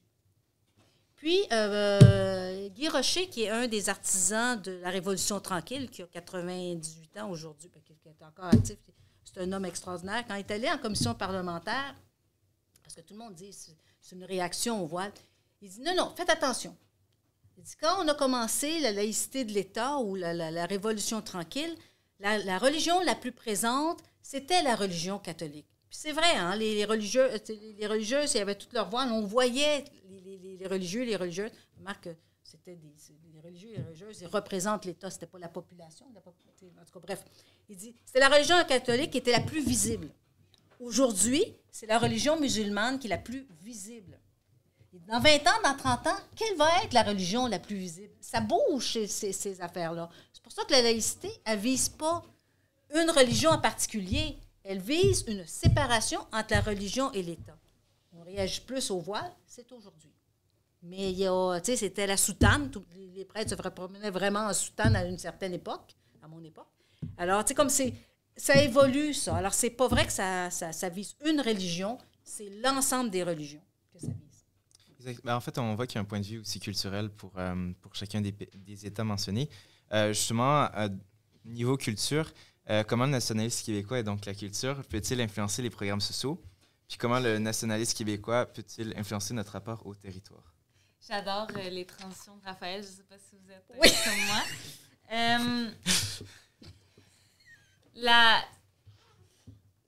Parce que ça dépend comment on définit la culture québécoise. Parce que souvent, on a une définition très industrie culturelle de la culture québécoise. Si on prend la culture québécoise comme les valeurs communes qui nous influencent comme société, et la langue et l'industrie culturelle, ben, on a un portrait beaucoup plus large. Puis on a parlé, entre autres, des valeurs d'égalité homme-femme, mais c'est clair que ça influence le modèle québécois. Mais quand on parle même de l'industrie culturelle qui est beaucoup plus nichée comme point de vue puis comme milieu, ben, on réalise quand même qu'il y a énormément d'artistes, qu'il y a énormément de gens de cette industrie-là qui ont influencé positivement le modèle québécois. Par leur militantisme, par le fait qu'en s'appropriant des mots et des réalités des gens du Québec, ils les ont mis de l'avant puis nous ont donné le goût de répartir notre richesse. Et donc, à l'inverse, c'est important aussi que l'État finance la culture. Puis ça, c'est quelque chose de très particulier ici. Et quand on signe notamment des accords avec l'étranger, quand le Canada signe en notre nom des accords avec l'étranger, c'est quelque chose qui est vraiment important de surveiller. Parce que le financement de l'industrie culturelle, c'est pas quelque chose qui se vit de la même façon partout dans le monde. Particulièrement pour les États-Unis, qui ont un rouleau compresseur culturel incroyable avec Hollywood, qui n'ont pas besoin qui ne voient pas la pertinence nécessairement comme nous de financer à ce point-là l'industrie culturelle, puis qui le voient à la limite comme une concurrence déloyale. Pour nous, c'est important de financer l'industrie culturelle parce que si on veut pouvoir parler de nos réalités, il faut qu'on ait des gens qui puissent avoir un micro, une caméra, qui puissent vraiment les mettre de l'avant, puis qui puissent faire vivre des émotions en commun aux Québécois de partout. Puis quand on pense aux séries sur Netflix, à tout ça, bien, c'est vrai qu'il faut qu'on soit capable de se reconnaître comme Québécois dans certaines séries pour se comprendre aussi, pour avoir des référents communs. Puis je pense qu'on l'a tous vécu, des fois, de regarder une série puis de dire « Mon Dieu, que je m'identifie à ces personnages-là. Mon Dieu, que j'entends ma langue. Mon Dieu, que j'entends mes grands-parents. » Mais ça fait partie de notre devenir commun, puis ça fait partie de ce qui nous donne ce sentiment d'appartenance-là et qui nous donne le goût de partager. Maintenant, le territoire, on dirait que pour moi, c'est plus difficile d'y répondre. Parce qu'il y a un élément très culturel au territoire. Je pense que les Québécois sont associés sont très attachés, c'est ça le mot que je cherchais, au bois, au fleuve. J'entends tellement parler des gens qui ont de l'amour du fleuve puis qui voudraient que ça soit l'image du devenir commun, parce que la plupart des Québécois vivent autour de cette grande étendue d'eau-là. Donc, pour moi, il y a une partie très romantique dans notre rapport à notre territoire qui nous nourrit puis qui fait partie de qui on est. Les fameux grands espaces dont les Français parlent donc bien quand ils viennent au Québec. Mais en même temps, il y a une partie aussi très frontalière au territoire, puis ça, je pense qu'elle est vraiment liée à l'État. Donc, nos frontières, on y est attaché, puis on va sentir un sentiment d'appartenance à ce qui se passe en Gaspésie parce que c'est de notre côté du coin, même si on n'est jamais allé, alors que ce qui se passe au Nouveau-Brunswick, peut-être que notre sentiment d'appartenance n'est pas le même. Fait que j'ai l'impression que notre rapport à l'État, notre rapport à la culture québécoise influence le territoire, mais j'ai pas de réponse super précise. Je serais curieuse de vous entendre là, si vous en avez pour m'éclairer. Et puis, je veux juste rajouter dans parce que l'image qui m'est venue quand tu as parlé de la télévision puis de Netflix, quand on regarde des séries, puis on a regardé toutes des séries, oui, toutes les séries américaines, puis après ça, on regarde que ce soit une série qui se passe en Espagne, une série qui se passe en Islande, une série, puis tu dis wow, c'est intéressant. En tout cas, moi, quand je regarde, tu apprends beaucoup de la culture, puis tu vois que c'est différent. Les séries américaines, tout le monde est beau, tout le monde est gentil. Là, dans une série suédoise, mais là, le monde a l'air de l'âge qu'ils ont l'air. Il y a toutes des valeurs culturelles qui sont fascinantes, qui font en sorte que ces séries-là sont super intéressantes à regarder. Mais ils osent mettre leurs particularités dans leurs produits culturels. Et puis, c'est ça qui est beau. Il faut se reconnaître, oser mettre ce qui nous distingue des autres. C'est pas ce qui nous distingue, mais on a une autre façon d'interagir entre nous autres. Puis notre façon d'interagir est aussi, ça a l'air de nous à dire, liée à notre code civil qui détermine toutes nos lois sont, avec le code civil, déterminées d'une autre façon. Le code civil nous dit qu'est-ce qu'on peut faire. Le code le common law, elle dit ce que tu ne peux pas faire. Les deux approches, c'est pour ça qu'on est tellement différents, les Québécois, des Canadiens anglais. Même dans les rédactions de loi, l'approche est différente. C'est comme un exemple. Au Québec, là, tu as un sens unique. Tu as le droit d'aller là. Quand tu vas en Ontario, tu n'as pas le droit de tourner là. La loi décrit ce que tu ne peux pas faire et non pas ce que tu peux faire. Quand tu décris un projet de loi fédéral, alors ça te prend toujours deux pour déterminer, pour écrire la loi, pour que ça soit, pour tenir compte des deux réalités. Mais ça se transmet dans notre façon de vivre. Ce qui est permis de faire versus ce qui n'est pas permis de faire, ce qui fait en sorte qu'on n'a pas la même approche, on ne vit pas pareil dans nos sociétés. On a déterminé nos façons de vivre, mais il faut que ça c'est ça qui transparaît dans la différence culturelle qu'on voit quand c'est des émissions qui viennent d'ici, parce qu'on ne le réalise pas, ça. C'est nos façons d'interagir, mais qui est tellement différente du Canada anglais, qui est beaucoup plus... fais pas ça. Ben, en tout cas, c'est ça qui est intéressant qu'on voit pour moi. Différentes séries, on va toujours chercher. Des fois, mon conjoint est découragé parce que je dis je veux chercher telle affaire à Saint-Mouk-Mouk parce que je veux voir comment ça se vit. Mais c'est ça que quand je vois un film québécois qui est intéressant. Tu vois qu'il faut être fier de nos particularités. Mais c'est cette relation-là de proximité, soit avec notre culture, soit avec notre territoire, qui alimente clairement notre fierté, notre sentiment d'appartenance. Puis c'est en misant là-dessus, je pense aussi qu'on peut semer l'esprit un petit peu d'indépendance ou le désir de voir le Québec prendre encore plus d'ampleur, sa place dans le monde, etc. Puis il faut clairement miser là-dessus. Puis notre État nous donne les leviers pour le faire si on les utilise à notre juste valeur. Je veux juste une dernière affaire sur le territoire parce que j'y ai pensé pendant que Marie-Claude parlait. Hydro. Oui. Quand on parle d'État-providence puis de territoire, c'est assez frappant à quel point au Québec, en voulant s'approprier nos leviers économiques, il a fallu qu'on s'approprie aussi notre territoire. Parce qu'on était un endroit encore à ce jour très riche en ressources naturelles. Puis l'eau, au premier titre, 3% des réserves d'eau potable du monde, c'est à ne pas sous-estimer. Il y a énormément de pays qui nous envient là-dessus. Puis nous approprier nos ressources hydroélectriques, ça a été immense dans notre façon de reprendre le contrôle de notre économie. Puis quand on parle de continuer de définir le modèle québécois, on le voit là, dans l'actualité, Hydro a une importance fondamentale là-dedans. Qu'est-ce qu'on veut faire d'Hydro-Québec?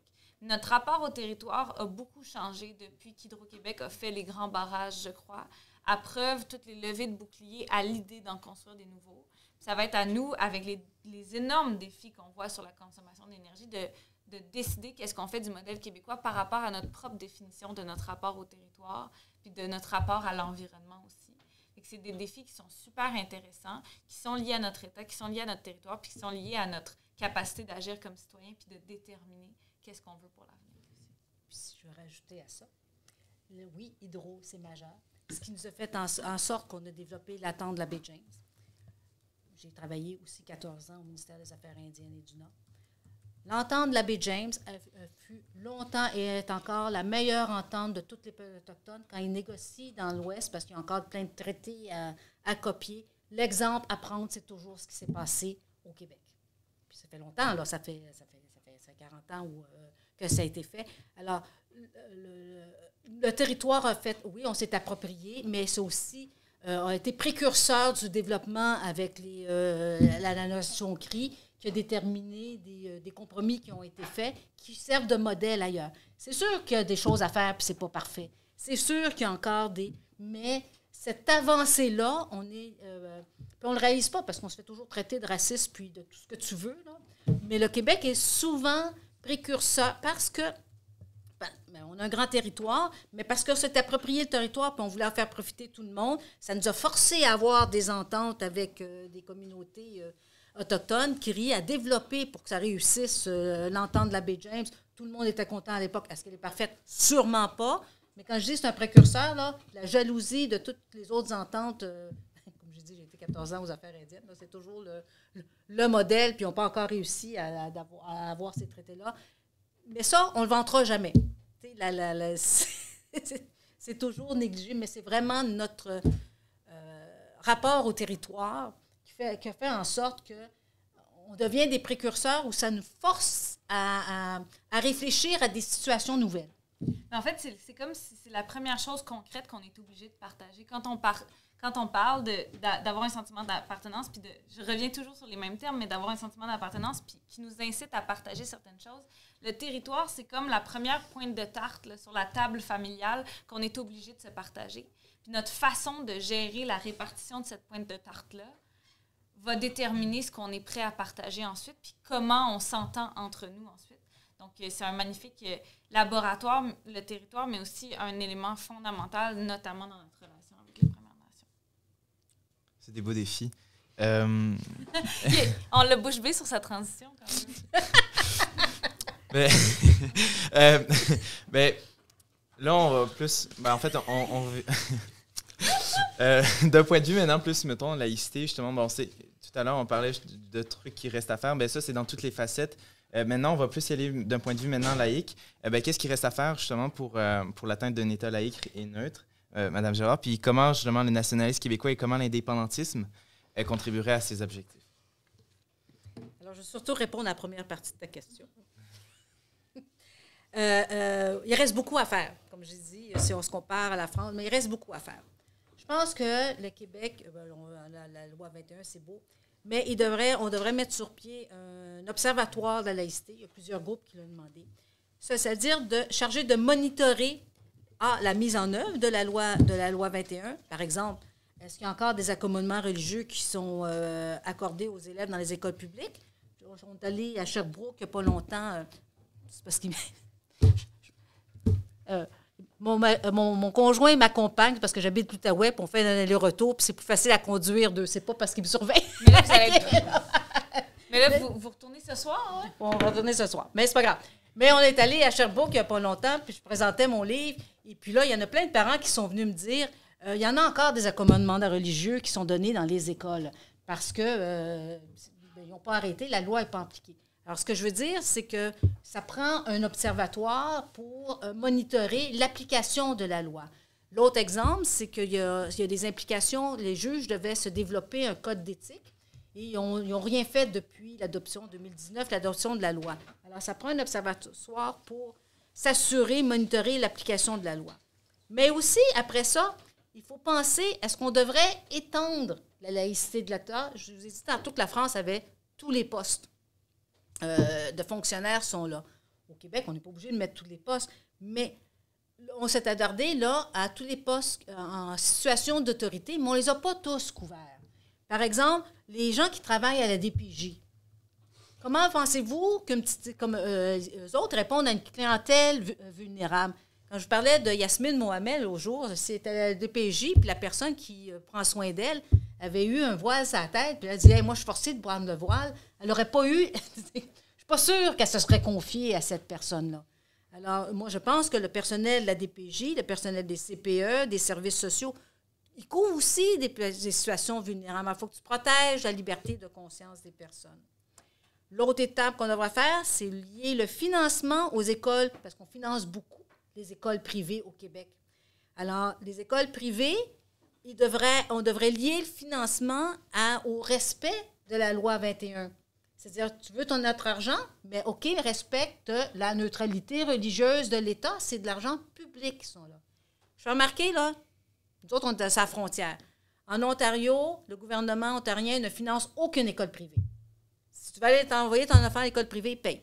Il finance juste nous, on a décidé, c'est notre choix, c'est correct, de financer, c'est débattable, mais de financer aussi l'école privée, mais à ce moment-là, on pourrait mettre des conditions que la neutralité soit respectée.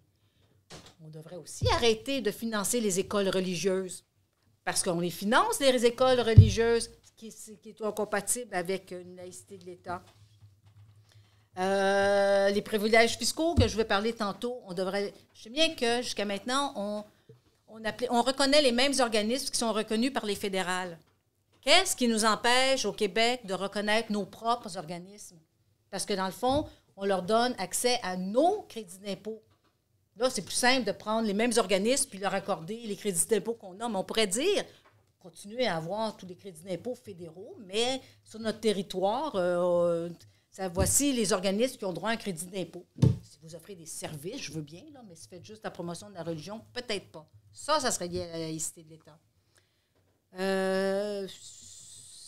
C'est à peu près ça parce que j'ai à peu près tout expliqué. Mais c'est sûr que si on avance là-dedans, il va y avoir des remous énormes. Parce que dès que tu te trouves la porte à la religion, tu vas avoir tous tes lobbies religieux, puis là, tout le monde a peur de toucher à ça. Alors, est-ce que ça renforcerait, ta deuxième partie de ta question, l'esprit nationaliste? Pas sûr! Mais d'un autre côté, si tu mets ton débat sur les valeurs citoyennes, puis qu'est-ce qu'on veut comme valeurs citoyennes, comment le présenter?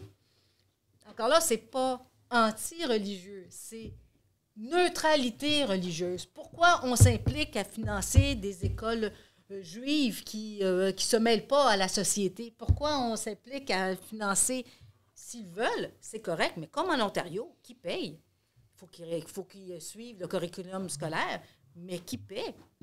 Tu sais, on est très généreux, mais il y a des modèles canadiens qui ne le font pas. Alors, je ne sais pas que je veux me fier au Canada, mais disons, on sera attaqué de toute façon, là. Alors, il y a peut-être une façon de le présenter. Alors, le modèle, ce que je veux dire, c'est que c'est au Québec à choisir son modèle. Les autres provinces le font. C'est au Québec à choisir ce qu'il veut faire. Il a fait les premiers pas avec la loi sur le 21. Il y en a d'autres à faire. Est-ce que vous étiez gêné par la deuxième question? Je crois beaucoup au Québec. Je ne fais pas partie intégrante d'un parti politique. Alors, c'est pour ça que je sais pas. Mais je crois beaucoup au Québec. C'était pas pour vous mettre mal à l'aise, là, j'étais juste curieuse. Bien, c'est-à-dire, oui, parce que dans le fond, on peut obtenir des gains de plusieurs façons. Est-ce que c'est la seule façon d'obtenir? Je ne le sais pas. Bien, comme pour la loi sur la laïcité, on va voir, là, ça va passer. Quelque part, là, je suis consciente qu'elle soit acceptée. Parce qu'il y a des règles de droit, elle est basée sur un jugement de la Cour suprême. Alors, je prendrais pour l'indépendance, je ne prendrais pas les dossiers les plus litigieux. Mm-hmm. Okay? Alors, c'est pas... peut-être que le fait d'être au Canada va quand même nous permettre de l'appliquer. Mais ça n'empêche pas que si tu veux protéger et puis arrêter d'être toujours critiqué par tout le monde, ça, c'est un autre aspect. Mais il faut vraiment continuer à utiliser tous les leviers qu'on peut pour se faire respecter. Puis ça n'empêche pas de mettre un autre spécificité pour qu'on arrête d'être comparé tout le temps, puis de se sentir accusé de je ne sais pas quoi, de racisme, qu'on ne comprend rien au multiculturalisme. Puis ça, c'est fatigant. Le Québec bashing, là, c'est... Non, puis pendant qu'il y en a qui militent comme plusieurs d'entre nous, je pense, pour l'indépendance comme grande idée, je pense qu'il faut des gens aussi sur le terrain, concrètement, à chaque jour, pour gagner comme vous le faites dans les tribunaux, pour faire respecter. Pour faire... Alors, j'ai voté oui aux 2 référendums. Alors, mais c'est pas un test sanguin, ma question. Non, mais ce que je veux dire, c'est que j'ai voté oui aux 2 référendums, mais il n'y a pas juste une solution pour chacun des petits problèmes. Mm-hmm. Alors, des petits problèmes. Des problèmes de choix de société. Ouais. Alors, il faut continuer, pour moi, à avoir des gains dans chacun de ce qu'on peut utiliser, puis ça n'empêche pas de travailler à renforcer la nation québécoise. C'est un peu à ça. Comme j'ai dit tantôt, j'ai quand même été 30 ans fonctionnaire, donc je suis entourée d'anglophones tout le temps. Hein. Et tu le vois, les Québécois qui... On se reconnaît quand même. J'étais là aussi pendant les campagnes 95 avec des Canadiens anglais. Et puis, qu'est-ce qu'on peut faire pour inverser la vapeur, puis des comités à pu finir pour savoir quelle stratégie on devrait avoir à faire pour faire changer le Québec. Là, tu t'écoutes les suggestions, tu comprends. Le combat pour la laïcité, tu sais, parmi tous les combats, je m'excuse Raphaël, oui. Parmi tous les combats pour le respect de la nation québécoise, comment celui pour la laïcité s'est imposé pour vous? Par le droit des femmes. Au moment des accommodements raisonnables, j'ai vraiment... je suis chanceuse. Je suis d'une génération où je suis arrivée avec les droits des femmes. Comme je dis, ma mère n'avait pas ce statut juridique. On était 4 filles et un garçon à la maison. Et puis, on a pris... Puis j'ai été choyée, chanceuse. J'ai fait ma carrière. Je suis devenue professionnelle. Et puis, j'ai été à la Commission canadienne des droits de la personne pendant 9 ans.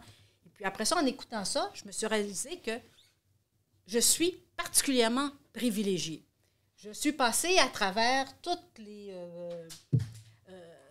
étapes. Et une de mes responsabilités, c'était l'équité en matière d'emploi. J'étais responsable des vérifications d'équité en matière d'emploi dans toutes les entreprises sous juridiction fédérale. Alors, ça m'a permis de voir où étaient les femmes dans tous les emplois, que ce soit dans le domaine du transport, de l'aviation, des trains. Puis là, je me suis rendu compte, moi, je suis chanceuse. Au fédéral, les femmes sont égalitaires, mais ce n'est pas la même chose dans les entreprises. Le développement des accommodements raisonnables a amplifié pour moi elle n'est pas là, l'égalité.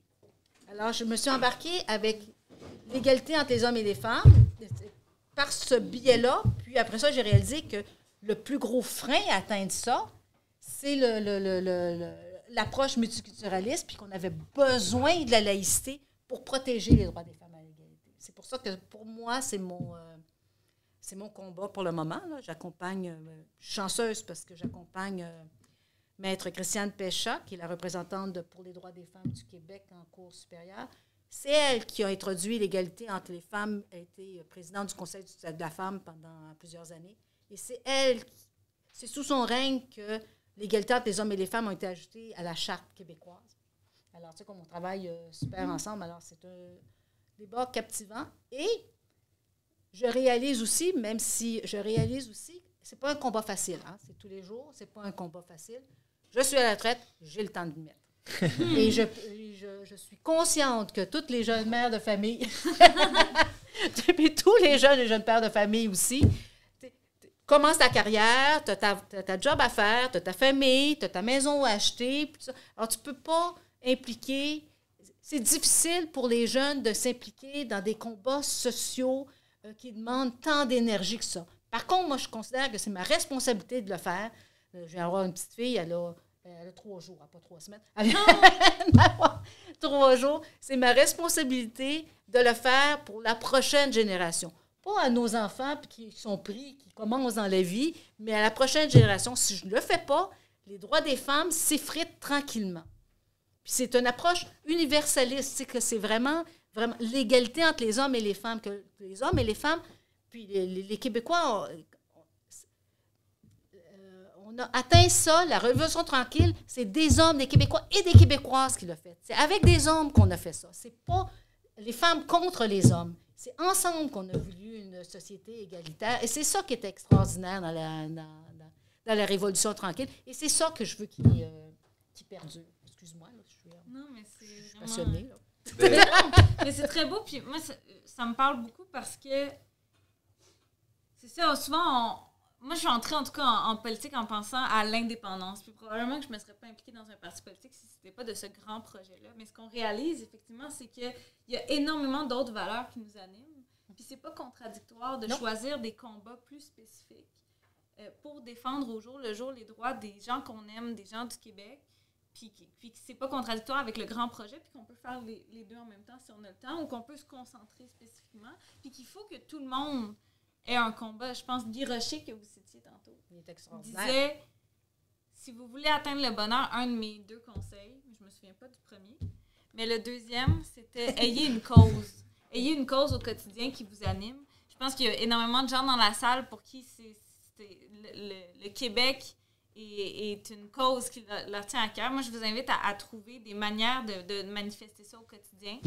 Nous, quand j'ai commencé au Comité national des jeunes, la question de la langue était très importante. Puis j'en ai fait, Raphaël l'a mentionné en biographie, mais un combat important. Mais au début, je pensais jamais que la loi 101 au cégep deviendrait un de mes combats. Mais c'est devenu un combat spécifique qui, pour moi, est fondamental pour la pérennité de la langue au Québec. Puis l'enjeu de la pérennité de la langue ne peut pas attendre l'indépendance. C'est comme l'enjeu de la protection du modèle de laïcité. Et puis, l'importance aussi que j'y vois pour moi, c'est parce qu'on est tellement...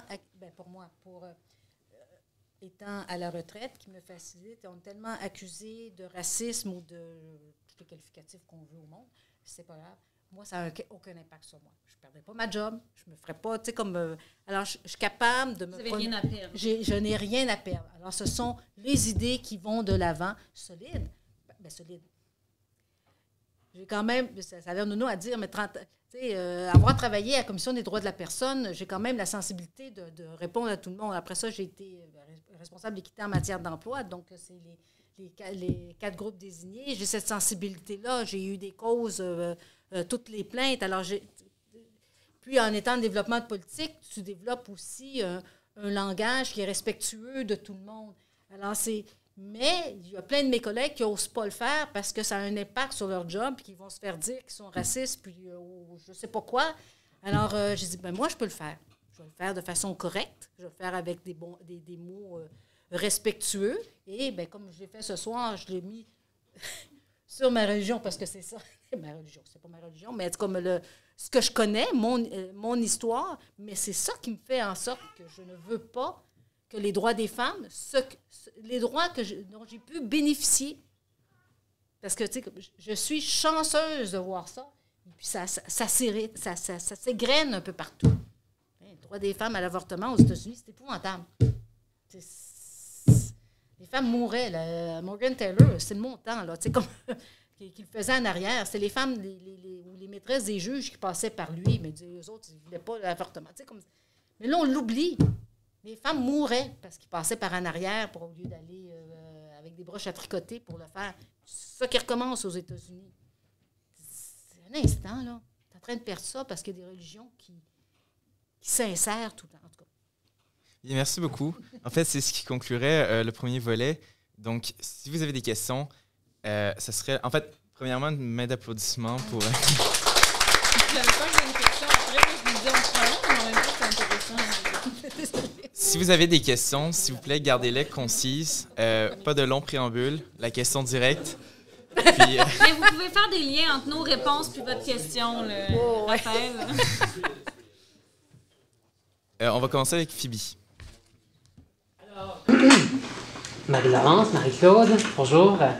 J'espère que vous allez bien. Merci beaucoup pour la conférence. Dans le fond, je ne ferai pas un résumé, je vais être très brève. On parle beaucoup de modèles québécois. Toutefois, on remarque aussi qu'il y a une très grande différence entre le modèle québécois des régions et celui de Montréal.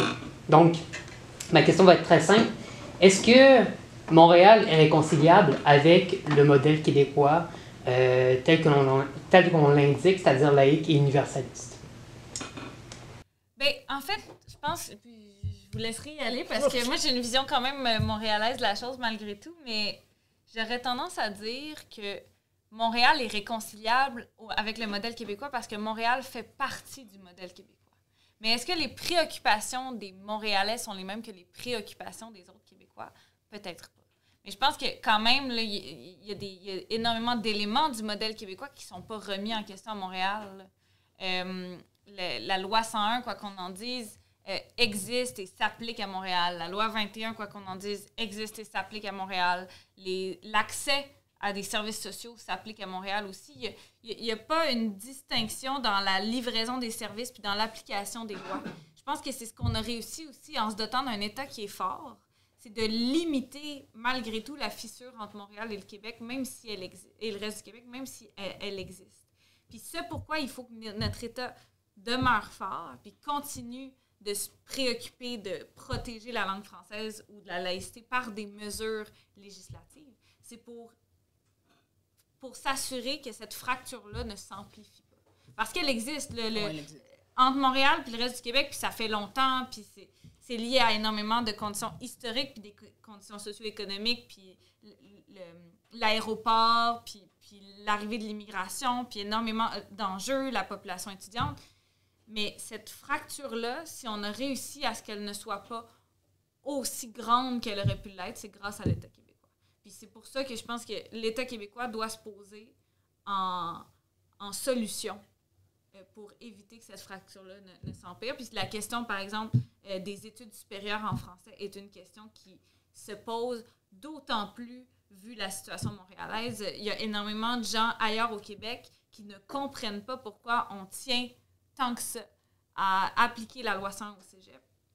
Mais c'est une réalité qui est importante vu la situation à Montréal et vu le fait que Montréal attire énormément d'étudiants, non seulement de l'étranger, mais aussi du reste du Québec, pour les faire étudier en anglais, alors qu'on a des cégeps de région qui doivent fermer des classes.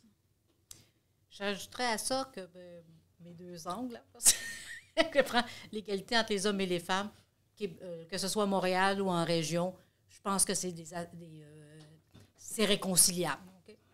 La laïcité, je m'implique beaucoup dans la laïcité, mais je fais remarquer que tous mes partenaires de la laïcité, parce qu'on a tous des grands réseaux, que ce soit le Rassemblement, tout ça, ils viennent presque tous de Montréal. Alors, c'est la difficulté, le mouvement laïque québécois, la grande majorité des membres du laïque québécois sont de Montréal. Et puis, la même chose pour les droits des femmes du Québec et puis pour les libres penseurs athées. Par contre, leur voix est rarement diffusée dans les grands médias. Un petit peu dans la presse, puis le devoir, parce qu'on essaie fort en s'il vous plaît, mais ce qu'on entend, c'est des petits groupes, des petites communautés qui s'opposent. On entend plus souvent ceux qui s'opposent à la loi 21, mais le nombre de personnes qui appuient de toutes les communautés culturelles, surtout des communautés culturelles, parce que j'ai fait mon lancement de mon livre hier à la librairie, et puis c'est surtout des femmes de différentes communautés culturelles qui là, disent qu'est-ce qu'on peut faire de plus. Je vais te donner d'autres exemples, je vais te faire comme quoi on en a besoin. Mais on ne les entend pas, ces femmes-là, parce que ça va à l'encontre d'un certain discours qui est privilégié, que ce soit à Radio-Canada ou dans les médias. C'est pour ça que pour moi, ça ne paraît pas, mais c'est réconciliable. Il y a un fond qui est là, que moi je vois parce que j'ai mes contacts. Et puis, regardez, on a signé une lettre de 200 personnes pour Mme El Gawabi. Et ça nous a pris 2 jours à trouver 200 personnes.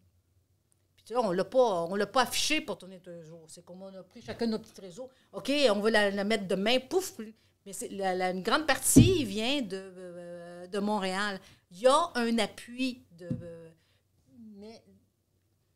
alors oui, c'est réconciliable. Il faut juste arrêter de mettre la loupe sur les voix divergentes et puis vraiment axer le discours sur ce qui est commun. Et c'est ce que je reproche aussi présentement, je ne veux pas me prononcer, mais à la CAQ. La CAQ qui a développé la loi 21, en cours la défend en disant juste, ça ne vous regarde pas, on a mis la clause dérogatoire. Jamais il défend les principes qui sous-tendent la loi 21. Ni en cours, ni dans le public. En cours, le procureur va juste dire « ça ne vous regarde pas, la clause dérogatoire est là ».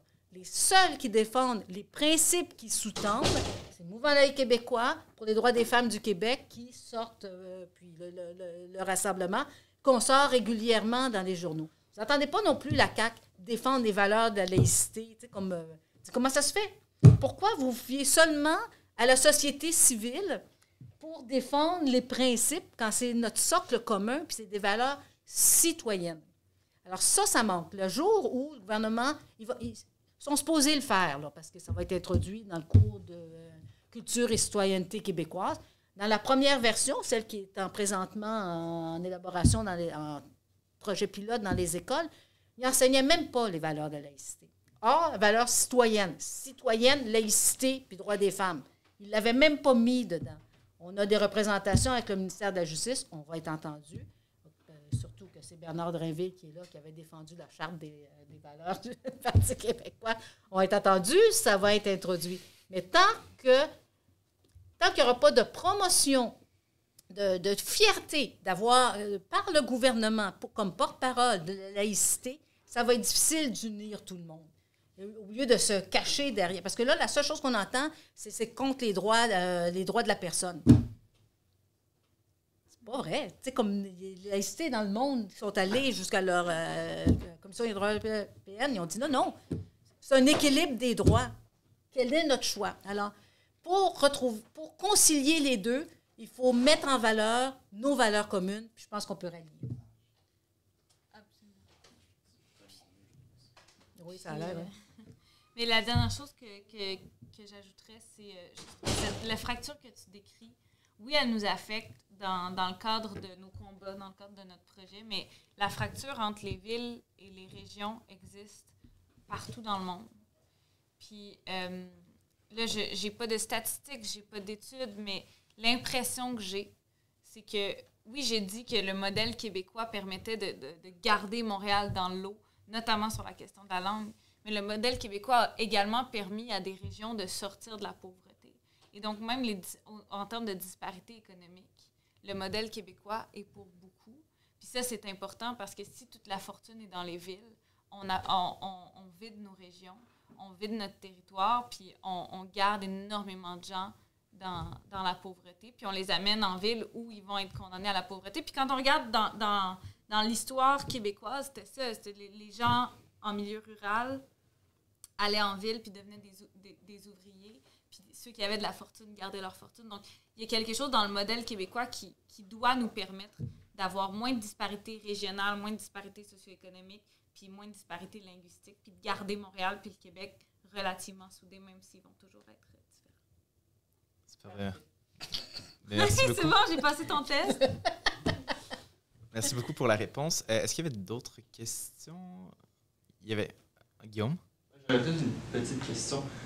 En fait, pendant la dernière campagne provinciale, j'ai remarqué quelque chose d'intéressant.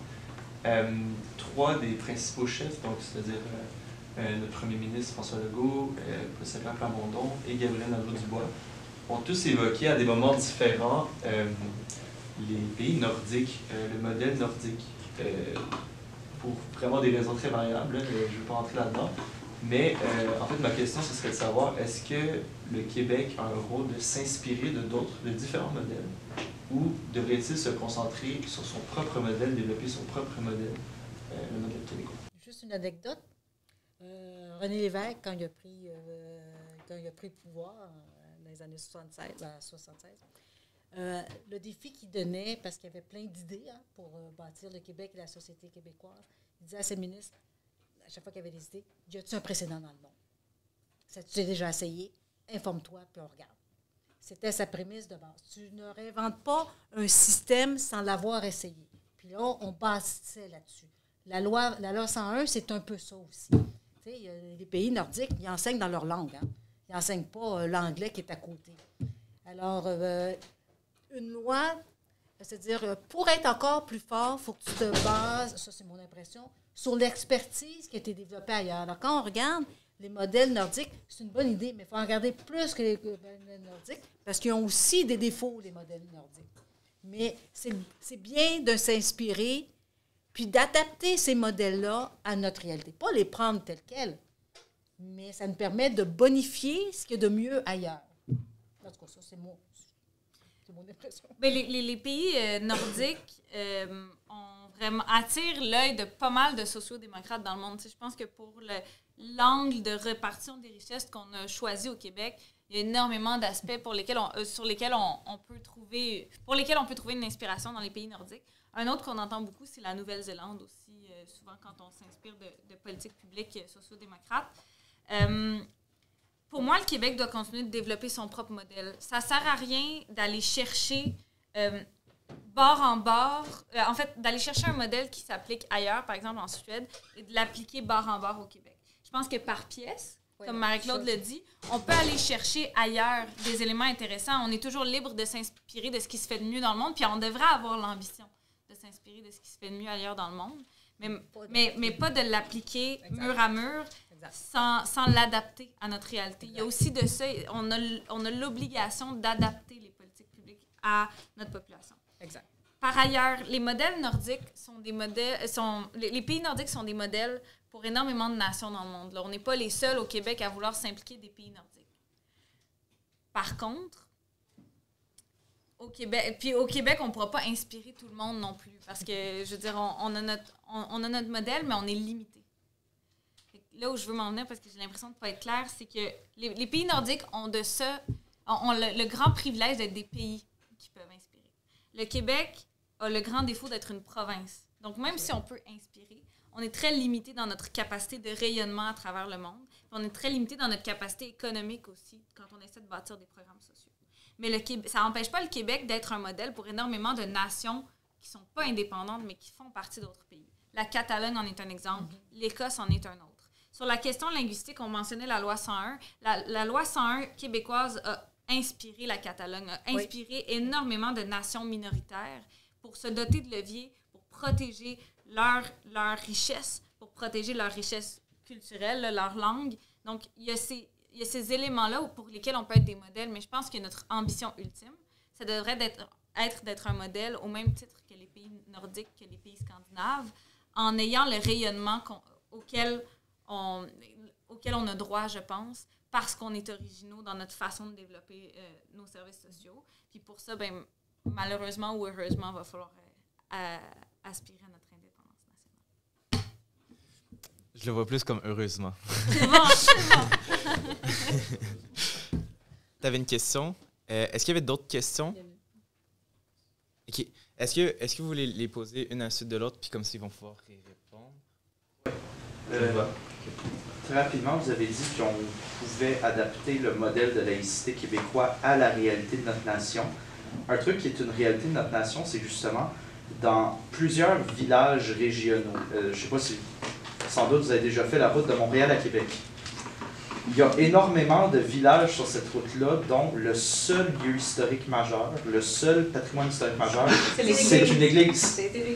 Donc, est-ce que le fait de financer ces lieux-là, malgré leur caractère religieux, ça peut être une particularité de la laïcité à la québécoise? Tout à fait. Puis elle est aussi dans la loi présentement parce qu'elle distingue les lieux patrimoniaux. Puis les églises, ils ont été payées par les citoyens de l'époque. Puis tout ça, c'est des monuments patrimoniaux.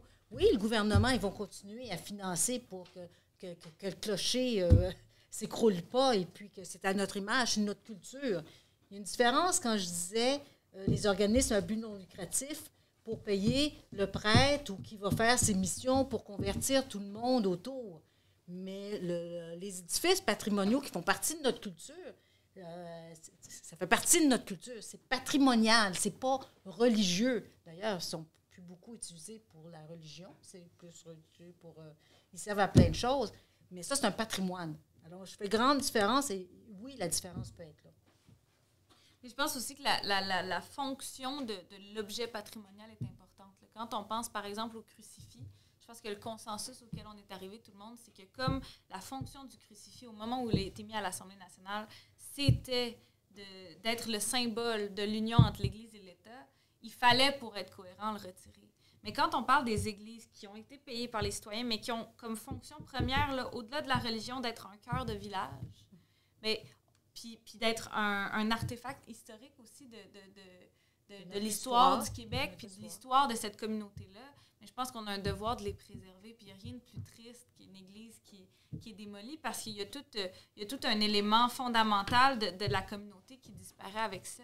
Je regardais dans Hochelaga, près de chez moi, il y a une église pour laquelle des citoyens se mobilisent, puis ils veulent en refaire un endroit qui est le cœur de la communauté. Puis aussitôt qu'ils ont annoncé leur projet, il y a énormément de gens qui ont dit « Oui, mes parents se sont mariés là, mais j'ai été baptisée là, les funérailles de mon père ont eu lieu là. » Les églises, fondamentalement, c'est des cœurs de communauté, puis il faut investir pour qu'elles le restent, sans nécessairement demeurer sacrées. Puis je pense que ça c'est un choix qu'on peut faire, mais de s'assurer que les églises restent des lieux qui créent du commun, si on investit dedans, puis qui demeurent des lieux patrimoniaux importants, qui marquent l'imaginaire, et des lieux architecturaux importants. Je pense que de par tout ça, on a une obligation de conserver notre patrimoine, puis il faut trouver l'équilibre, il faut rester cohérent.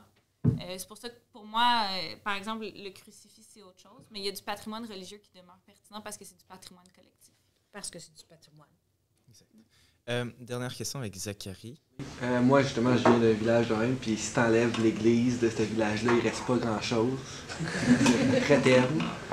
J'ai vraiment aimé la conversation. C'est rare qu'on ait des conversations comme ça sur la laïcité en profondeur. Je trouve que le débat sur la laïcité au Québec, en ce moment, est très superficiel des deux côtés parce que ça aide des deux côtés. Comme vous avez dit, vous blâmez beaucoup Legault. Je pense que Legault, il fait pour une raison parce que justement cette division-là sur la loi 21, ça l'aide, ça lui permet justement de reprendre mettons, la moitié qui est d'accord avec lui. C'est juste besoin de dire « Ah, il attaque le Québec », puis tout le monde se met d'accord avec lui.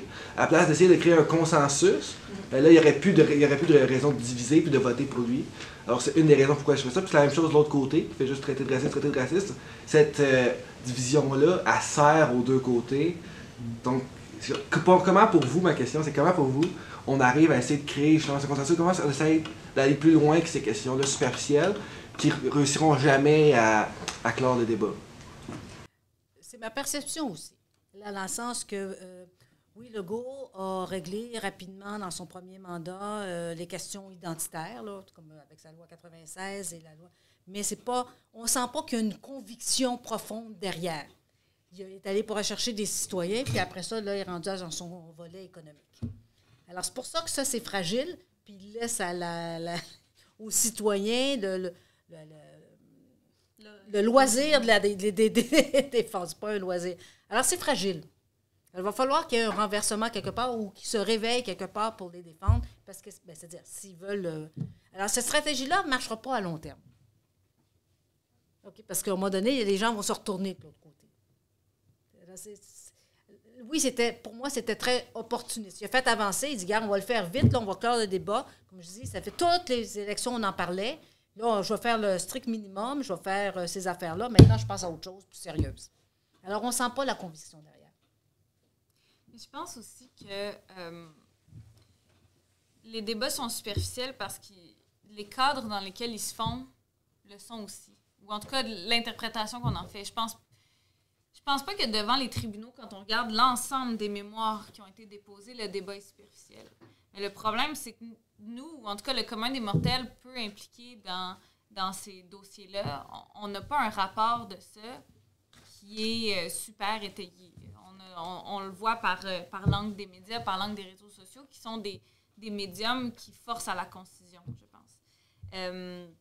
Donc, le seul espace, je crois, qu'il nous reste pour aborder ces enjeux-là en profondeur, c'est vraiment les institutions scolaires qui forment la relève. Donc, il y a énormément de gens qui auront, je crois, jamais accès à ces enjeux-là autrement que de manière superficielle. Mais il y a des espaces qui forment la jeunesse où on doit s'assurer qu'il y a des débats en profondeur et qu'il y a de l'espace pour ça.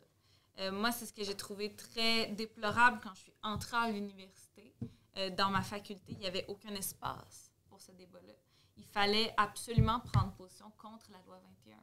Et donc, sans même nécessairement vouloir la défendre, juste en demandant à ce qu'il y ait un débat posé ou qu'on ait de la compréhension mutuelle puis de l'ouverture, je me faisais déjà classer comme raciste.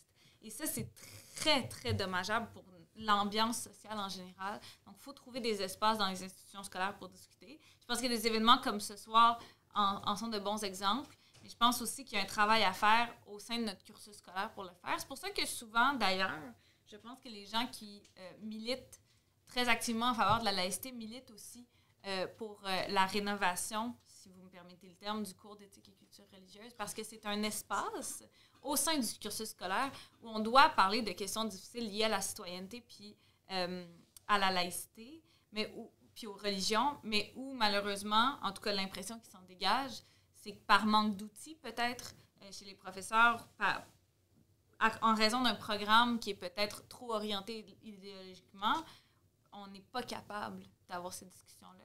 Moi, je me souviens au secondaire, c'était pas dans les cours d'éthique nécessairement, dans les cours d'histoire, parce qu'on parlait d'actualité, on a eu à parler de la Charte des valeurs parce que j'étais au secondaire à ce moment-là.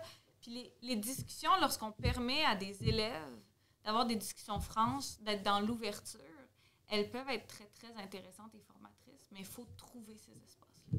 Tu as raison de dire que, parce que c'est tout le même groupe, comme je travaille beaucoup avec Nadia et Mabro. C'est un petit club select. N'empêche. OK. On est des activistes, hein? Oui. On est des activistes. On a été très forts. Il faut l'être pour venir de Gatineau avec le temps qu'il fait. Oui. Bien, c'est intéressant, j'aime ça discuter. On a été très actifs pour mettre fin au volet culture religieuse du cours ACR parce que la façon dont il était enseigné, c'était le respect absolu des religions. Dans les directives du cours, c'est comme, il faut que tu acceptes même si c'est une pratique sexiste que l'autre, il faut que tu l'acceptes par respect pour l'autre. Tu n'as pas le droit de critiquer les religions. Alors, pour nous, de ma génération, qu'on voit que l'appui à la laïcité est plus mièvre auprès de la jeune génération, c'est un effet direct du cours culture et religieuse où tu dois accepter chacun comme il est. C'est vrai, il faut que tu sois respectueux avec tout le monde, mais ça n'empêche pas que tu as aussi le droit de critiquer des idéologies. Pas la personne qui croit en quelque chose, ça, c'est son choix personnel. Mais les idéologies, tu as le droit de les critiquer, de les remettre en question, d'évaluer les impacts que ça a sur chacun. Puis le cours d'éducation de ECR ne permettait pas ce dialogue-là, parce que dans les indications qui étaient données aux professeurs, dans les lignes directrices, c'était aucune critique religieuse. Alors, quand tu as eu ça du primaire au secondaire, que c'est le choix de chacun, puis tu es gentil, puis tout ça, pour ça, tu réalises, hey, regarde ce que ça fait dans un pays du monde. Regarde ce que la théocratie fait de l'autre bord. Regarde ce que les évangélistes décident. On peut-tu critiquer certaines...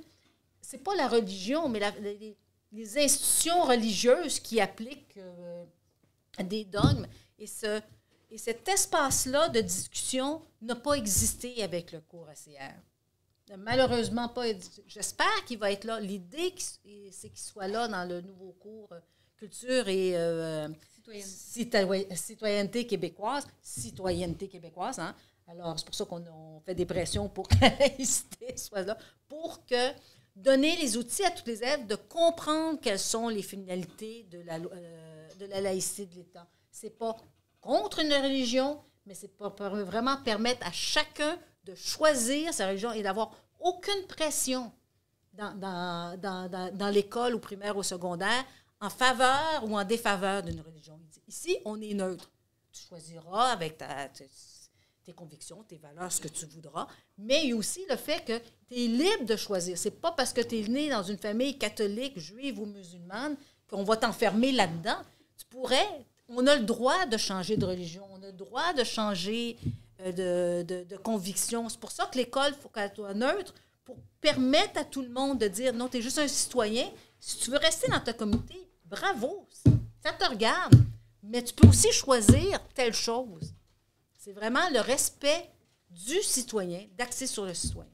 Je ne sais pas pourquoi je suis partie là, mais c'est bon. Puis, si vous, de votre côté, vous souhaitez approfondir vos connaissances sur la laïcité, il y a un beau livre qui, je ne sais pas si vous voulez Oui, on en a. J'en ai apporté des exemplaires. Vous avez amené votre bébé, j'ai amené le mien. Le livre, ça s'appelle La petite histoire sur la loi de laïcité de l'État et sa contestation juridique sous l'angle de l'égalité entre les sexes. Ce que ça raconte, c'est le combat qu'il y a eu pour la défense de la loi 21. Alors, comme j'étais partie prenante, dans le fond, ça commence jusqu'à l'adoption de la loi, toute l'analyse des mémoires qu'il y a eu déposées pour la loi 21, mais aussi toute la plaidoirie qu'il y a eu en faveur et contre la loi sur la laïcité. Et ça décrit le débat qui se présente en cours avec dans le fond, ça décrit la situation. Les arguments d'un bord, les arguments de l'autre, et qu'est-ce qui se trouve présentement dans le débat à la Cour. Avez-vous trouvé ça difficile de définir les débats de l'autre partie de manière objective? C'est sûr que j'ai un penchant, OK? Mais de l'autre côté, j'avais accès, parce que tous les partis doivent déposer des mémoires avant de se présenter en cours, et j'avais accès à tous ces mémoires-là. Alors, pour les résumer, je reprenais quand même leurs points. Alors, je suis capable d'être objective là-dedans. C'est sûr que quand je fais l'analyse critique, mais je dis, oubliez de faire ça, de dire ça, je vais le rajouter. Mais je rapporte quand même quel type d'arguments et quelles ont été les réponses des autres avocats de l'autre côté pour contrebalancer les points. Et ça résume aussi les témoignages qu'il y a eu des enseignants qui s'opposaient, des enseignantes qui s'opposaient à la loi, versus, et en passant, ce n'était pas juste des enseignantes musulmanes, hein, il y en avait aussi une catholique et une sikh, alors même si on focus toujours sur le voile, c'est pas vrai, toutes les religions étaient représentées, et aussi beaucoup sur les témoignages des parents, comme je vous dis, qui étaient très durs. Oui, c'était passionnant, mais oui, je présente les deux points de vue, c'est sûr. En lisant, on voit tout de suite de quoi il y a le bord. Je me positionne. Mais, alors, si ça vous intéresse, j'en ai des copies.